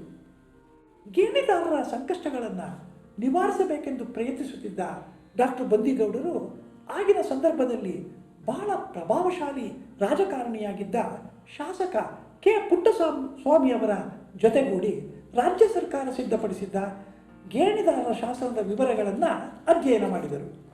ಶಾಸನದಲ್ಲಿದ್ದ 4 ಮುಖ್ಯವಾದ ಅಂಶಗಳು ಇವರ ಗಮನವನ್ನು ಸೆಳೆದವು. ಮೊದಲನೇದು, ಜಮೀನ್ದಾರರು ತಮ್ಮ ಇಚ್ಛೆಗೆ ತಕ್ಕಂತೆ ಗೇಣಿದಾರರನ್ನು ಒಕ್ಕಲೆಬ್ಬಿಸಬಾರದು ಅಥವಾ ಬದಲಾವಣೆ ಮಾಡಬಾರದು. ಎರಡನೇ ಅಂಶ, ಬೆಳೆದ ಬೆಳೆಯಲ್ಲಿ 1/3 ಭಾಗ ಜಮೀನ್ದಾರನಿಗೆ ಮತ್ತು 2/3 ಭಾಗ ಗೇಣಿದಾರನಿಗೆ ಸೇರಬೇಕು. ಮೂರನೇದು, ಗೇಣಿದಾರನ ಹೆಸರು ಮತ್ತು ಬೆಳೆದ ಬೆಳೆಯ ವಿವರಗಳು ಪಾಣಿಯಲ್ಲಿ ನಮೂದಿತವಾಗಿ ಇದಕ್ಕೆ ಸಂಬಂಧಪಟ್ಟ ಭೂ ದಾಖಲೆಗಳು ತಾಲೂಕಿನ ಕಂದಾಯ ಕಚೇರಿಯಲ್ಲಿ ಇರಬೇಕು. 4ನೇ ಅಂಶ, ಜಮೀನ್ದಾರನಿಗೆ ತನ್ನ ಭೂಮಿಯನ್ನು ಮಾರಬೇಕಾದ ಅನಿವಾರ್ಯತೆ ಉಂಟಾದಾಗ ಮೊದಲು ತನ್ನ ಗೇಣಿದಾರನಿಗೆ ಅದನ್ನು ಕೊಂಡುಕೊಳ್ಳುವಂತೆ ನೋಟಿಸ್ ಮೂಲಕ ತಿಳಿಸಿ ಗೇಣಿದಾರ ನಿರಾಕರಿಸಿದಾಗ ಮಾತ್ರ ಇತರರಿಗೆ ಮಾರಬಹುದು. ಈ ಶಾಸನದಲ್ಲಿನ ನಿಯಮಗಳನ್ನು ಸರಿಯಾಗಿ ಜಾರಿಗೆ ತಂದಲ್ಲಿ ಗೇಣಿದಾರರ ಸಂಕಷ್ಟಗಳಲ್ಲಿ ಬಹುಪಾಲು ನಿವಾರಣೆಗೊಳ್ಳುತ್ತವೆ ಎಂಬುದನ್ನು ಗ್ರಹಿಸಿಕೊಂಡ ಡಾಕ್ಟರ್ ಬಂದಿಗೌಡರು ತಾಲೂಕಿನ ಹಳ್ಳಿಗಳಲ್ಲಿ ಸಂಚರಿಸಿ ಗೇಣಿದಾರರಿಗೆ ತಿಳುವಳಿಕೆ ಮೂಡಿಸುವುದರ ಜೊತೆಗೆ ಸರ್ಕಾರದೊಡನೆ ವ್ಯವಹರಿಸಿ ಗೇಣಿದಾರರ ಶಾಸನವನ್ನು ಶ್ರೀರಂಗಪಟ್ಟಣ ತಾಲೂಕಿನಲ್ಲಿ ಜಾರಿಗೆ ತರುವಂತೆ ಕೋರಿಕೊಂಡರು. ಇದರ ಸುಳಿವನ್ನು ಅರಿತ ಜಮೀನ್ದಾರರ ಒಂದು ತಂಡ ಮುಖ್ಯಮಂತ್ರಿ ಮತ್ತು ಕಂದಾಯ ಮಂತ್ರಿಗಳನ್ನು ಭೇಟಿ ಮಾಡಿ, ಶ್ರೀರಂಗಪಟ್ಟಣ ತಾಲೂಕಿನಲ್ಲಿ ನಾವು ಮತ್ತು ಗೇಣಿದಾರರು ಅಣ್ಣ ತಮ್ಮದರಂತೆ ಇದ್ದೀವಿ. ನಮ್ಮ ನಡುವೆ ಯಾವುದೇ ಥರದ ಒಡೆದಾಟ ಬಡಿದಾಟ ಇಲ್ಲ. ನಮ್ಮ ತಾಲೂಕಿನಲ್ಲಿ ಈ ಶಾಸನ ಜಾರಿಯಾಗಬೇಕಾದ ಅಗತ್ಯವಿಲ್ಲ ಎಂದು ನಿವೇದಿಸಿಕೊಂಡರು. ಈ ಸುದ್ದಿಯನ್ನು ತಿಳಿದ ಬಂದಿಗೌಡರು ಮತ್ತು ಕೆ ಪುಟ್ಟಸ್ವಾಮಿಯವರು ಮುಖ್ಯಮಂತ್ರಿಗಳನ್ನು ಭೇಟಿ ಮಾಡಿ ಗೇಣಿದಾರರ ಶಾಸನವನ್ನು ಶ್ರೀರಂಗಪಟ್ಟಣ ತಾಲೂಕಿನಲ್ಲಿ ಜಾರಿಗೆ ತರಬೇಕೆಂದು ಒತ್ತಾಯಿಸಿದಾಗ ಅವರು ಕಡಿದಾಳ್ ಮಂಜಪ್ಪನವರತ್ತ ಕೈ ತೋರಿಸಿದರು.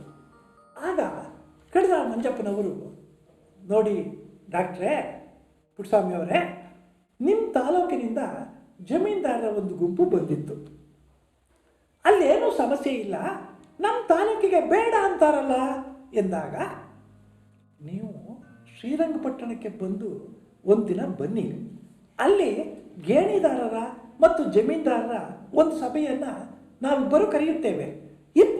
ಇಬ್ಬರ ಅಂದರೆ ಗೇಣಿದಾರರ ಮತ್ತು ಜಮೀನ್ದಾರರ ಅಹವಾಲುಗಳನ್ನು ಮುಖಾಮುಖಿಯಾಗಿ ನೀವೇ ಕೇಳಿ ತಿಳಿದುಕೊಳ್ಳಿ. ಅನಂತರ ಗೇಣಿದಾರರ ಶಾಸನವನ್ನು ಶ್ರೀರಂಗಪಟ್ಟಣ ತಾಲೂಕಿನಲ್ಲಿ ಜಾರಿಗೆ ತರಬೇಕೇ ಅಥವಾ ಬೇಡವೇ ಅನ್ನುವುದರ ಬಗ್ಗೆ ನಿರ್ಧಾರ ಕೈಗೊಳ್ಳಿ ಎಂದು ಆಹ್ವಾನಿಸಿದಾಗ ಅದಕ್ಕೆ ಕಂದಾಯ ಸಚಿವರಾದ ಕಡಿದಾಳ್ ಮಂಜಪ್ಪನವರು ಸಮ್ಮತಿಸಿದರು. ಆಗ ಕಂದಾಯ ಸಚಿವರಿಗೆ ಆಹ್ವಾನ ನೀಡಿ ಶ್ರೀರಂಗಪಟ್ಟಣಕ್ಕೆ ಬರುತ್ತಿದ್ದಂತೆಯೇ ಇತ್ತ ತಾಲೂಕಿನ ಹಳ್ಳಿಗಳಲ್ಲಿ ಸಂಚರಿಸಿ ಗೇಣಿದಾರರನ್ನು ಸಂಘಟಿಸಿ ಅವರಿಗೆ ಗೇಣಿದಾರರ ಶಾಸನದ ಜಾರಿಯಿಂದ ಉಂಟಾಗುವ ಪ್ರಯೋಜನಗಳನ್ನು ವಿವರಿಸಿ, ರಾಜ್ಯ ಸರ್ಕಾರದ ಕಂದಾಯದ ಮಂತ್ರಿಗಳೇ ಖುದ್ದಾಗಿ ನಿಮ್ಮೆಲ್ಲರನ್ನು ಕಾಣಲು ಬರುತ್ತಿದ್ದಾರೆ. ಅವರು ಬರುವ ದಿನ ನಾವು ಒಂದು ಸಭೆಯನ್ನು ಶ್ರೀರಂಗಪಟ್ಟಣದಲ್ಲಿ ಏರ್ಪಡಿಸಿದ್ದೇವೆ. ಆ ಸಭೆಗೆ ಗೇಣಿದಾರರಾದ ನೀವೆಲ್ಲರೂ ಬಂದು ನಿಮ್ಮ ಕಷ್ಟ ನಷ್ಟಗಳನ್ನು ಹೇಳಿಕೊಂಡರೆ ನಿಮಗೆ ಮತ್ತು ನಿಮ್ಮ ಮಕ್ಕಳಿಗೆ ಒಳ್ಳೆಯ ದಿನಗಳು ಬರ್ತವೆ. ಈಗೇನಾದರೂ ನೀವು ಎದುರ್ಕೊಂಡು ಸುಮ್ಮನಾದರೆ ಇನ್ನು ಯಾವತ್ತೂ ನೀವು 4 ಜನದಂತೆ ತಲೆ ಎತ್ಕೊಂಡು ಬಾಳುವುದಕ್ಕೆ ಆಗುವುದಿಲ್ಲ ಎಂದು ಗೇಣಿದಾರರನ್ನು ಎಚ್ಚರಿಸಿದರು.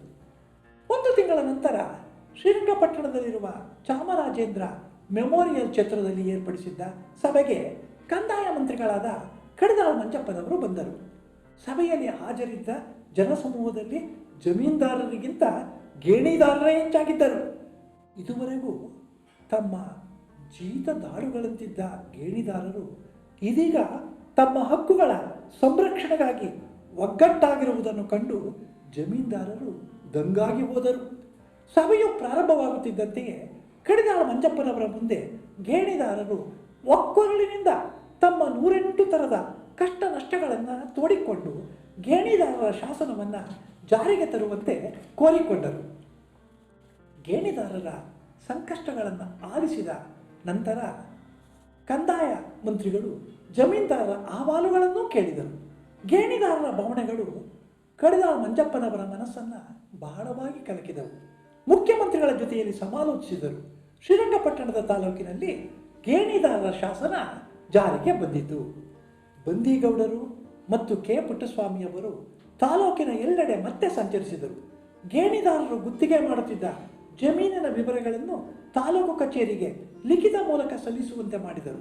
ಕಂದಾಯ ಇಲಾಖೆಯ ಅಧಿಕಾರಿಗಳನ್ನು ಸಂಪರ್ಕಿಸಿದರು. ಗೇಣಿದಾರರ ಹೆಸರಿನಲ್ಲಿ ಪಾಣಿಗಳನ್ನು ಬರೆಯುವಂತೆ ಮಾಡಿದರು. 106 ವರ್ಷಗಳಿಂದ ಅತಂತ್ರರಾಗಿ ಬದುಕನ್ನು ನಡೆಸುತ್ತಿದ್ದ ಎಲ್ಲ ಜಾತಿ ಮತಗಳಿಗೆ ಸೇರಿದ ಸಾವಿರಾರು ಮಂದಿ ಬಡ ಗೇಣಿದಾರರಿಗೆ ಸುಭದ್ರವಾದ ಆರ್ಥಿಕ ನೆಲೆಯನ್ನು ಒದಗಿಸಿಕೊಡುವಲ್ಲಿ ಡಾಕ್ಟರ್ ಬಂದಿಗೌಡರು ವಹಿಸಿದ ಪಾತ್ರ ಮತ್ತು ನಿರ್ವಹಿಸಿದ ಜವಾಬ್ದಾರಿ ಮಹತ್ತರವಾದುದು. ಅಧ್ಯಾಯ 11. ಬಂದಿಗೌಡರು ತಮ್ಮ ಜೀವನದ ಉದ್ದಕ್ಕೂ ಜನಪರವಾದ ಅನೇಕ ಚಳುವಳಿಗಳಲ್ಲಿ ಭಾಗವಹಿಸಿದ್ದಾರೆ. ಕರ್ನಾಟಕದ ಏಕೀಕರಣ ಚಳುವಳಿ, ಜಯಪ್ರಕಾಶ್ ನಾರಾಯಣವರ ಸರ್ವೋದಯ ಚಳುವಳಿ ಮತ್ತು ವಿನೋಬಾ ಭಾವೆ ಅವರ ಭೂದಾನ ಚಳುವಳಿಗಳಲ್ಲಿ ಸಕ್ರಿಯವಾಗಿ ಪಾಲ್ಗೊಂಡು ಉತ್ತಮ ಸಮಾಜದ ನಿರ್ಮಾಣಕ್ಕೆ ಸದಾಕಾಲ ಶ್ರಮಿಸಿದ್ದಾರೆ. ಮಂಡ್ಯ ಜಿಲ್ಲೆಯ ಯಾವುದೇ ಭಾಗದಲ್ಲಿ ಜಾತಿ ಅಥವಾ ಕೋಮು ಘರ್ಷಣೆಗಳು ಸಂಭವಿಸಿದಾಗ ಸಮಾನ ಮನಸ್ಕರಾದ ಗೆಳೆಯರ ಜೊತೆಗೂಡಿ ಅಲ್ಲಿಗೆ ಹೋಗಿ ಜನಮನದಲ್ಲಿ ನೆಲೆಸಿರುವ ಭ್ರಮೆ ಮತ್ತು ಆತಂಕದ ಭಾವನೆಗಳನ್ನು ಹೋಗಲಾಡಿಸಿ ಪರಸ್ಪರ ಸಾಮರಸ್ಯದಿಂದ ಬಾಳಲು ಅಗತ್ಯವಾದ ಪ್ರೀತಿ, ಗೌರವ, ಗೆಳೆತನ ಮತ್ತು ಸಮಾನತೆಯ ನಡೆನುಡಿಗಳ ಅಗತ್ಯವನ್ನು ಸಾರಿ ಹೇಳಿದ್ದಾರೆ. 1945ರಿಂದ 1975ರವರೆಗೆ ಸಕ್ರಿಯ ರಾಜಕಾರಣದಲ್ಲಿಯೂ ತಮ್ಮನ್ನು ತೊಡಗಿಸಿಕೊಂಡಿದ್ದ ಡಾಕ್ಟರ್ ಬಂದಿಗೌಡರು ಶ್ರೀರಂಗಪಟ್ಟಣ ತಾಲೂಕಿನಿಂದ ಆಯ್ಕೆಗೊಂಡು 1945ರಿಂದ 50ರ ಅವಧಿಯಲ್ಲಿ ಮೈಸೂರು ಸಂಸ್ಥಾನದ ಪ್ರಜಾಪ್ರತಿನಿಧಿ ಸಭೆಯ ಸದಸ್ಯರಾಗಿ, ಶಿಕ್ಷಕರ ಕ್ಷೇತ್ರದಿಂದ ಆಯ್ಕೆಗೊಂಡು 1964ರಿಂದ 70ರ ಅವಧಿಯಲ್ಲಿ ವಿಧಾನ ಪರಿಷತ್ತಿನ ಸದಸ್ಯರಾಗಿ, ಶ್ರೀರಂಗಪಟ್ಟಣದ ಪುರಸಭೆಗೆ ಆಯ್ಕೆಗೊಂಡು 1948ರಿಂದ 50ರ ಅವಧಿಯಲ್ಲಿ ಮೊಟ್ಟ ಮೊದಲ ಪುರಸಭಾಧ್ಯಕ್ಷರಾಗಿ ಕಾರ್ಯನಿರ್ವಹಿಸಿದ್ದಾರೆ. ಮೈಸೂರು ಸರ್ಕಾರಿ ಮೆಡಿಕಲ್ ಕಾಲೇಜಿನ ಪ್ರವೇಶ ಸಮಿತಿಯ ಸದಸ್ಯರಾಗಿ, ಮೈಸೂರು ವಿಶ್ವವಿದ್ಯಾನಿಲಯದ ಸಿಂಡಿಕೇಟ್ ಮತ್ತು ಸೆನೆಟ್ ಸದಸ್ಯರಾಗಿ, ಮಂಡ್ಯ ಜಿಲ್ಲೆಯ ಡಿಸಿಸಿ ಬ್ಯಾಂಕ್, ಕರ್ನಾಟಕ ರಾಜ್ಯದ ಅಪೆಕ್ಸ್ ಬ್ಯಾಂಕ್ ಮತ್ತು ಪಾಂಡವಪುರ ಸಕ್ಕರೆ ಕಾರ್ಖಾನೆಯ ನಿರ್ದೇಶಕರಾಗಿ, ಶ್ರೀರಂಗಪಟ್ಟಣ ತಾಲೂಕಿನ TAPCMS ಅಧ್ಯಕ್ಷರಾಗಿ ಸೇವೆ ಸಲ್ಲಿಸಿದ್ದಾರೆ. ತಾವು ಕಾರ್ಯನಿರ್ವಹಿಸಿದ ಎಲ್ಲ ಕ್ಷೇತ್ರಗಳಲ್ಲಿಯೂ ಹಣಕಾಸಿನ ವಿಷಯದಲ್ಲಿ ಪ್ರಾಮಾಣಿಕರಾಗಿದ್ದು, ಶ್ರೀಸಾಮಾನ್ಯ ರೈತಕ್ಕಾಗಿ ಅಗತ್ಯವಾದ ಯೋಜನೆಗಳನ್ನು ರೂಪಿಸಿ ಕಾರ್ಯರೂಪಕ್ಕೆ ತಂದಿದ್ದಾರೆ. ಸ್ವಾತಂತ್ರ್ಯ ಪೂರ್ವ ಮತ್ತು ಸ್ವಾತಂತ್ರ್ಯ ಬಂದ ನಂತರದ ಸಂದರ್ಭಗಳಲ್ಲಿ ಮೈಸೂರು ರಾಜ್ಯದಲ್ಲಿ ಅತ್ಯಂತ ಪ್ರಮುಖ ರಾಜಕಾರಣಿಗಳಾಗಿದ್ದ ಸಾಹುಕಾರ್ ಚೆನ್ನಯ್ಯನವರು ಮತ್ತು ಕೆಂಗಲ್ ಹನುಮಂತಯ್ಯನವರೊಡನೆ ಸರಿಸಮಾನವಾದ ಗೆಳೆತನವಿದ್ದರೂ ಎಂದೂ ಯಾರ ಮುಂದೆಯೂ ವೈಯಕ್ತಿಕವಾಗಿ ಏನನ್ನೂ ಅಪೇಕ್ಷಿಸದೆ ಜನಹಿತಕ್ಕಾಗಿ ಮಾತ್ರ ಶ್ರಮಿಸಿದರು. ಅಖಿಲ ಭಾರತ ಕಾಂಗ್ರೆಸ್ ಕಮಿಟಿಯ ಸದಸ್ಯರಾಗಿ ರಾಷ್ಟ್ರಮಟ್ಟದ ರಾಜಕಾರಣದಲ್ಲಿಯೂ ಅಪಾರವಾದ ಅನುಭವವನ್ನು ಹೊಂದಿದ್ದ ಬಂದಿಗೌಡರು 1975ರಲ್ಲಿ ಪ್ರಧಾನಿ ಇಂದಿರಾ ಗಾಂಧಿಯವರು ದೇಶದಲ್ಲಿ ತುರ್ತು ಪರಿಸ್ಥಿತಿಯನ್ನು ಘೋಷಣೆ ಮಾಡಿದ ಸಂದರ್ಭದಲ್ಲಿ ಪ್ರಜಾಪ್ರಭುತ್ವ ವ್ಯವಸ್ಥೆಗೆ ಮಾರಕವಾದ ನಿರಂಕುಶ ಆಡಳಿತವನ್ನು ವಿರೋಧಿಸಿ ಕಾಂಗ್ರೆಸ್ ಪಕ್ಷದಿಂದ ಹೊರಬಂದರು. ಅನಂತರ ಜಯಪ್ರಕಾಶ್ ನಾರಾಯಣವರ ರಾಜಕೀಯ ಮತ್ತು ಸಾಮಾಜಿಕ ಆಂದೋಲನದಲ್ಲಿ ಕ್ರಿಯಾತ್ಮಕವಾಗಿ ಭಾಗವಹಿಸುತ್ತಿದ್ದು ಮುಂದೆ ಜನತಾ ಪಕ್ಷಕ್ಕೆ ಸೇರಿದರು. 1979ರಿಂದ 1985ರವರೆಗೆ ಮಂಡ್ಯ ಜಿಲ್ಲೆಯ ಜನತಾ ಪಕ್ಷದ ಅಧ್ಯಕ್ಷರಾಗಿ ಕಾರ್ಯನಿರ್ವಹಿಸಿದರು. ರಾಜ್ಯ ಮಟ್ಟದ ಜನತಾ ಪಕ್ಷದಲ್ಲಿ ಪದಾಧಿಕಾರದಲ್ಲಿದ್ದ ಕೆಲವು ವ್ಯಕ್ತಿಗಳ ಊಳಿಗಮಾನ್ಯ ವ್ಯವಸ್ಥೆಯ ಮನೋಧರ್ಮದ ನಡೆನುಡಿಗಳನ್ನು ಪ್ರತಿಭಟಿಸಿ 1985ರಲ್ಲಿ ಜನತಾ ಪಕ್ಷವನ್ನು ತೊರೆದು ಸಕ್ರಿಯ ರಾಜಕಾರಣದಿಂದ ದೂರ ಸರಿದರು. ತಮ್ಮ ರಾಜಕೀಯ ರಂಗದ ಅನುಭವಗಳನ್ನು ಕುರಿತು ಡಾಕ್ಟರ್ ಬಂದೇಗೌಡರು ಮಾತನಾಡುತ್ತಾ, ನಾನು ಯಾರೊಬ್ಬರ ಹಿಂಬಾಲಕನಾಗಿರಲಿಲ್ಲ, ತತ್ವಗಳ ಹಿಂಬಾಲಕನಾಗಿದ್ದೆ. ನಮ್ಮ ಜನಗಳಿಗೆ ಒಳ್ಳೆಯದಾಗಬೇಕು, ಎಲ್ಲ ಬಗೆಯ ಶೋಷಣೆಗಳು ನಿಲ್ಲಬೇಕು ಎಂಬುದೇ ನನ್ನ ಮುಖ್ಯ ಗುರಿಯಾಗಿತ್ತು ಎನ್ನುತ್ತಾರೆ. ಡಾಕ್ಟರ್ ಬಂದೇಗೌಡರು 88ರ ಇಳಿವಯಸ್ಸಿನಲ್ಲಿಯೂ ಯಾವುದೇ ವಿಷಯದ ಬಗ್ಗೆ ಸಮಚಿತ್ತದಿಂದ ಆಲೋಚಿಸುವ ಮತ್ತು ಅಭಿಪ್ರಾಯಗಳನ್ನು ವ್ಯಕ್ತಪಡಿಸುವ ಮನೋಶಕ್ತಿಯನ್ನು ಹೊಂದಿದ್ದಾರೆ. ಕಳೆದ ಕೆಲವು ತಿಂಗಳುಗಳ ಹಿಂದೆ ನಾನು ಅವರೊಡನೆ ಮಾತನಾಡಿದಾಗ ಅವರು ಹೇಳಿದ ಕೆಲವು ಘಟನೆಗಳು ಡಾಕ್ಟರ್ ಬಂದೇಗೌಡರ ವ್ಯಕ್ತಿತ್ವದ ಸಮದರ್ಶಿತ್ವಕ್ಕೆ ಸಾಕ್ಷಿಯಾಗಿವೆ. ಅಧ್ಯಾಯ 12. ಅಂಬೇಡ್ಕರ್ ಏಣಿ, ಗಾಂಧೀಜಿ ಹಗ್ಗ. ಶ್ರೀರಂಗಪಟ್ಟಣ ತಾಲೂಕಿನಲ್ಲಿ ವಾರಪತ್ರಿಕೆಯೊಂದನ್ನು ಹೊಸದಾಗಿ ಪ್ರಕಟಿಸಲು ಸಿದ್ಧತೆ ಮಾಡಿಕೊಳ್ಳುತ್ತಿದ್ದ ಸಂಪಾದಕರೊಬ್ಬರು ಡಾಕ್ಟರ್ ಬಂದೇಗೌಡರ ಬಳಿಗೆ ಬಂದು, ನಿಮ್ಮೊಡನೆ ಒಂದು ಸಂದರ್ಶನವನ್ನು ನಡೆಸಿ ಅದನ್ನು ನಮ್ಮ ಪತ್ರಿಕೆಯಲ್ಲಿ ಪ್ರಕಟಿಸುತ್ತೇವೆ ಎಂದು ಕೇಳಿಕೊಂಡು ಅನೇಕ ಪ್ರಶ್ನೆಗಳನ್ನು ಹಾಕಿದರು. ಅದರಲ್ಲಿ ಒಂದು ಪ್ರಶ್ನೆ ಈ ರೀತಿ ಇತ್ತು. ಸಂಪಾದಕರ ಪ್ರಶ್ನೆ: ಅಂಬೇಡ್ಕರ್ ಮತ್ತು ಗಾಂಧೀಜಿ ಇವರಿಬ್ಬರಲ್ಲಿ ಯಾರಿಂದ ಹರಿಜನರಿಗೆ ಹೆಚ್ಚು ಉಪಕಾರವಾಗಿದೆ? ಹರಿಜನರು ಯಾರಿಗೆ ಹೆಚ್ಚು ಋಣಿಯಾಗಿರಬೇಕು? ಡಾಕ್ಟರ್ ಬಂದೇಗೌಡರು ಈ ಪ್ರಶ್ನೆಗೆ ಈ ರೀತಿ ಉತ್ತರ ಕೊಟ್ಟಿದ್ದಾರೆ. ಇಲ್ಲಿ ಋಣದ ಪ್ರಶ್ನೆ ಬರೋದಿಲ್ಲ. ಇಬ್ಬರಿಂದಲೂ ಹರಿಜನರಿಗೆ ಒಳ್ಳೆಯದಾಗಿದೆ. ಆದರೆ ಗಾಂಧೀಜಿ ಮತ್ತು ಅಂಬೇಡ್ಕರ್ ಮಾಡಿದ್ದು ಬೇರೆ, ಇವರು ಮಾಡಿದ್ದು ಬೇರೆ. ಒಬ್ಬರು ಮೇಲ್ಗಡೆ ಮಾಡಿಯಲ್ಲಿ ನಿಂತ್ಕೊಂಡು ಕೆಳಕ್ಕೆ ಹಗ್ಗ ಬಿಟ್ಟು ಮೇಲಕ್ಕೆ ಹತ್ತಿ ಬನ್ನಿ ಎಂದು ಕೈ ಬೀಸಿ ಕರೆದರು. ಇನ್ನೊಬ್ಬರು ನೆಲದ ಮೇಲೆ ಏಣಿ ಇಟ್ಟು ಮೇಲಕ್ಕೆ ಹೊತ್ತಿ ಹೋಗಿ ಎಂದು ಉತ್ತೇಜಿಸಿದರು. ಹಗ್ಗವನ್ನು ಬಿಟ್ಟವರು ಗಾಂಧೀಜಿ, ಏಣಿಯನ್ನು ಇಟ್ಟವರು ಅಂಬೇಡ್ಕರ್. ಹರಿಜನರು ಶಿಕ್ಷಣವನ್ನು ಪಡೆದು ಸಂಘಟಿತರಾಗಿ ಎಲ್ಲರಂತೆ ಸಮಾನವಾದ ಹಕ್ಕುಗಳನ್ನು ಹೊಂದಿ ಆತ್ಮಗೌರವದಿಂದ ಬಾಳಲು ಅಗತ್ಯವಾದ ರಾಜಕೀಯ ಮತ್ತು ಆರ್ಥಿಕ ಪರಿಸರವನ್ನು ನಿರ್ಮಿಸಲು ಅಂಬೇಡ್ಕರ್ ಅವರು ಶ್ರಮಿಸಿದರು. ಸವರ್ಣೀಯರ ಮನದಲ್ಲಿ ನೆಲೆಸಿದ್ದ ಜಾತಿ ಭೇದದ ಭಾವನೆಗಳನ್ನು ಹೋಗಲಾಡಿಸಿ ಪರಸ್ಪರ ಸಾಮರಸ್ಯದಿಂದ ಬಾಳಲು ಅಗತ್ಯವಾದ ಸಾಮಾಜಿಕ ಪರಿಸರದ ನಿರ್ಮಾಣಕ್ಕೆ ಗಾಂಧೀಜಿ ಶ್ರಮಿಸಿದರು. ಗಾಂಧೀಜಿ ಮತ್ತು ಅಂಬೇಡ್ಕರ್ ಇಬ್ಬರಿಗೂ ನಮ್ಮ ದೇಶದಲ್ಲಿರುವ ಕಟ್ಟ ಕಡೆಯ ವ್ಯಕ್ತಿಯ ಬಗ್ಗೆ ಅಪಾರವಾದ ಕಾಳಜಿ ಇತ್ತು.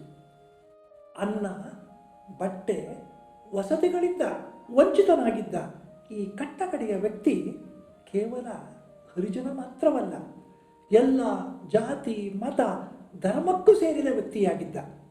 ಗಾಂಧೀಜಿಯವರ ಹತ್ತಿರ ಯಾರಾದರೂ ಬಂದು ಸಮಾಜದಲ್ಲಿ ಇಂಥ ಕೆಲಸ ಆಗಬೇಕು, ಇಂಥ ಸುಧಾರಣೆಯಾಗಬೇಕು ಅಂತ ಹೊಸ ಹೊಸ ಯೋಜನೆಗಳನ್ನು ಹೇಳಿದರೆ ಗಾಂಧೀಜಿಯವರು ಆಗ ಅದರಿಂದ ನಮ್ಮ ದೇಶದಲ್ಲಿರುವ, ನಮ್ಮ ಸಮಾಜದಲ್ಲಿರುವ ಕಟ್ಟ ಕಡೆಯ ಮನುಷ್ಯನಿಗೆ ಏನಾದರೂ ಒಳ್ಳೆಯದು ಆಗುವುದಿದ್ದರೆ ಬೇಕು, ಇಲ್ಲದೇ ಇದ್ದರೆ ಬೇಡ ಎನ್ನುತ್ತಿದ್ದರು.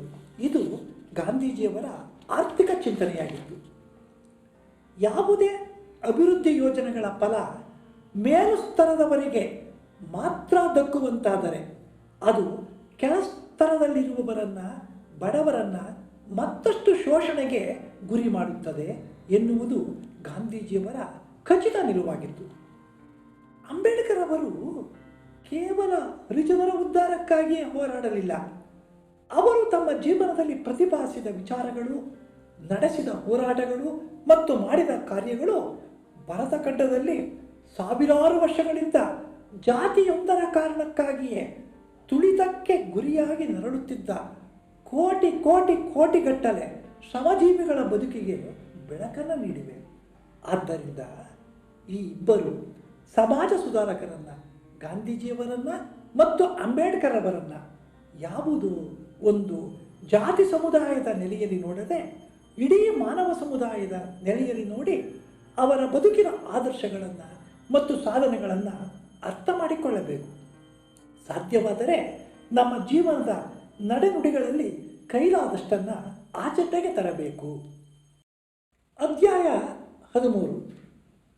ನಮ್ಮ ರೈತರಿಗೆ ಏನು ಪ್ರಯೋಜನ? ಕಳೆದ 4-6 ವರ್ಷಗಳಿಂದ ಬೆಂಗಳೂರು ಮೈಸೂರು ಕಾರಿಡಾರ್ ಹೆದ್ದಾರಿ ಯೋಜನೆಯು ಬೆಂಗಳೂರು ಮೈಸೂರು ಇನ್ಫ್ರಾಸ್ಟ್ರಕ್ಚರ್ ಕಾರಿಡಾರ್ ಸಾವಿರಾರು ಮಂದಿ ರೈತರ ಪಾಲಿಗೆ ಸಾವು ಬದುಕಿನ ಪ್ರಶ್ನೆಯಾಗಿದೆ. ಏಕೆಂದರೆ ಹಿಂದಿನಿಂದ ಬಂದ ಬೇಸಾಯದ ಕಸುಬು ಮತ್ತು ಜೀವನಕ್ಕೆ ಆಧಾರವಾಗಿದ್ದ ಭೂಮಿಯನ್ನು ಕಳೆದುಕೊಂಡು ನಿರ್ಗತಿಕರಾಗಬೇಕಾದ ಸನ್ನಿವೇಶ ಬರಲಿದೆ. ಅಧಿಕಾರಸ್ಥ ರಾಜಕಾರಣಿಗಳ, ರಿಯಲ್ ಎಸ್ಟೇಟ್ ಉದ್ಯಮಿಗಳ ಮತ್ತು ದೊಡ್ಡ ದೊಡ್ಡ ಕಾಂಟ್ರಾಕ್ಟರ್ಗಳ ಹಣದಾಸೆಯಿಂದ ರೂಪುಗೊಂಡಿರುವ ಈ ಯೋಜನೆಯು ಮೇಲುನೋಟಕ್ಕೆ ಪ್ರಗತಿಪರವೆನಿಸುವಂತೆ ಕಂಡುಬಂದರೂ ಒಳಗಡೆ ಬಹುದೊಡ್ಡ ಶೋಷಣೆಯ ಜಾಲವನ್ನೇ ಹೊಂದಿದೆ. ಇದೇನಾದರೂ ಯಥಾವತ್ತಾಗಿ ಕಾರ್ಯರೂಪಕ್ಕೆ ಬಂದಲ್ಲಿ ಬೆಂಗಳೂರು ಗ್ರಾಮಾಂತರ, ಮಂಡ್ಯ ಮತ್ತು ಮೈಸೂರು ಜಿಲ್ಲೆಗಳ ಸಾವಿರಾರು ಮಂದಿ ರೈತರ ಆರ್ಥಿಕ ಬದುಕಿನ ದುರಂತದ ಜೊತೆಗೆ ಲಕ್ಷಾಂತರ ಮಂದಿ ಶ್ರೀಸಾಮಾನ್ಯರ ಸಾಮಾಜಿಕ ಹಾಗೂ ಸಾಂಸ್ಕೃತಿಕ ಬದುಕಿನ ನೆಮ್ಮದಿಯು ಹಣದ ಹೊಳೆಯ ಮುಂದೆ ಕೊಚ್ಚಿ ಹೋಗಲಿದೆ. ಈ ಯೋಜನೆಯಿಂದ ಮುಂದೆ ಉಂಟಾಗಲಿರುವ ಕೆಟ್ಟ ಪರಿಣಾಮಗಳನ್ನು ಚೆನ್ನಾಗಿ ಅರಿತಿರುವ ಬಂದಿಗೌಡರು ತಮ್ಮ ಇಳಿವಯಸ್ಸಿನ ದೈಹಿಕ ತೊಂದರೆಗಳ ನಡುವೆಯೂ ತೀವ್ರವಾದ ಸಾಮಾಜಿಕ ಕಳಕಳಿಯಿಂದ ಇದರ ವಿರುದ್ಧ ಮಂಡ್ಯ ಜಿಲ್ಲೆಯಲ್ಲಿ ನಡೆಯುತ್ತಿರುವ ಜನಜಾಗೃತಿಯ ಹೋರಾಟಗಳಲ್ಲಿ ಇದುವರೆಗೂ ಭಾಗವಹಿಸುತ್ತಾ ಬಂದಿದ್ದರು. ಈ ಯೋಜನೆಯ ಬಗ್ಗೆ ತಮ್ಮ ನಿಲುವನ್ನು ಈ ರೀತಿ ಸ್ಪಷ್ಟಪಡಿಸುತ್ತಾರೆ. ನೋಡಿ, ಹೆಚ್ಚಾಗುತ್ತಿರುವ ಜನಸಂಖ್ಯೆಗೆ ತಕ್ಕಂತೆ ರಸ್ತೆಯಲ್ಲಿ ಓಡಾಡುತ್ತಿರುವ ವಾಹನಗಳ ಸಂಖ್ಯೆಯು ದಿನೇ ದಿನೇ ಹೆಚ್ಚಾಗುತ್ತಿದೆ. ಈಗಿರುವ ರಸ್ತೆ ಸಾಕಾಗುತ್ತಿಲ್ಲ. ಆದ್ದರಿಂದ ಬೆಂಗಳೂರು ಮೈಸೂರು ರಸ್ತೆ ದೊಡ್ಡದಾಗಬೇಕು, ಎಲ್ಲ ರೀತಿಯಿಂದಲೂ ಸಂಚಾರಕ್ಕೆ ಯೋಗ್ಯವಾಗಿರಬೇಕು. ಅಂತಹ ರಸ್ತೆ ನಿರ್ಮಿಸುವುದಕ್ಕೆ ಯಾರದೂ ಏನೂ ತಕರಾರಿಲ್ಲ. ಆದರೆ ಈಗ ರಾಜ್ಯ ಸರ್ಕಾರ ಮಾಡಿಸುವುದಕ್ಕೆ ಹೊರಟಿರುವ ರಸ್ತೆ ಎಂಥದ್ದು? ಅದು ಬರೀ ರಸ್ತೆ ಅಲ್ಲ, ಅದರ ಉದ್ದಕ್ಕೂ 2 ಬದಿಗಳಲ್ಲೂ ಎತ್ತರವಾದ ಗೋಡೆಗಳನ್ನು ಕಟ್ಟುವುದು.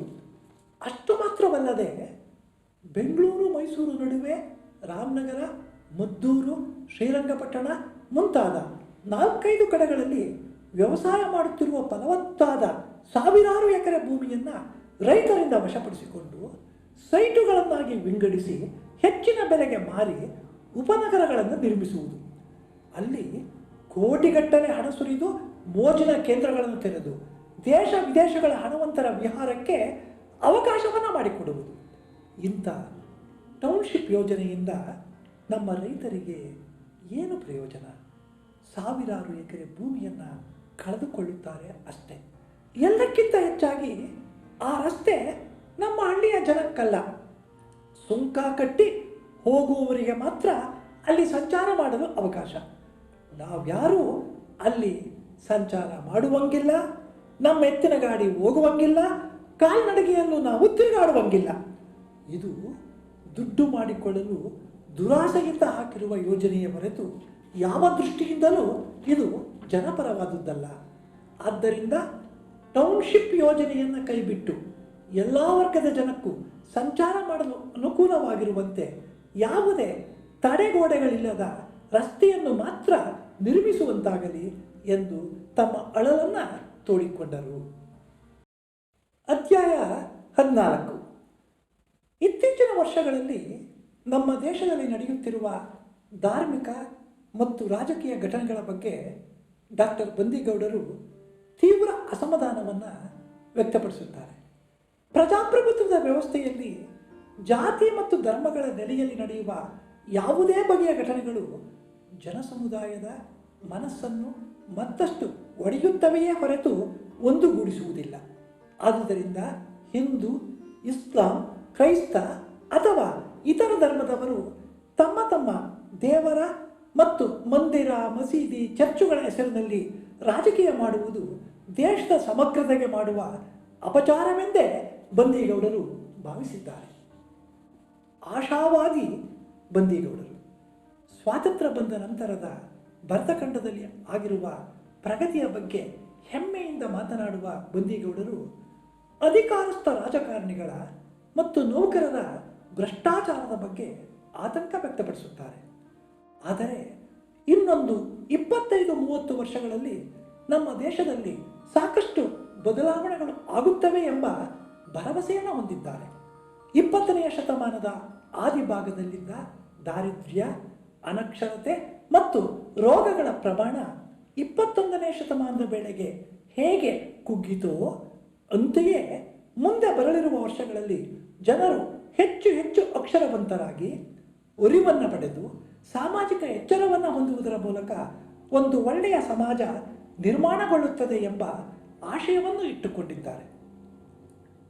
ನಿಮ್ಮ ಜೀವನದಲ್ಲಿನ ದೊಡ್ಡ ಸಾಧನೆ ಯಾವುದು ಸಾರ್ ಎಂದು ನಾನು ಕೇಳಿದ ಪ್ರಶ್ನೆಗೆ ಅವರು ನೀಡಿದ ಉತ್ತರ ತುಂಬ ವಿನಯಶೀಲವಾಗಿದೆ. ನೋಡಿ ನಾಗರಾಜ್, ನನ್ನದೊಂದು ಸಾಮಾನ್ಯವಾದ ಬದುಕು.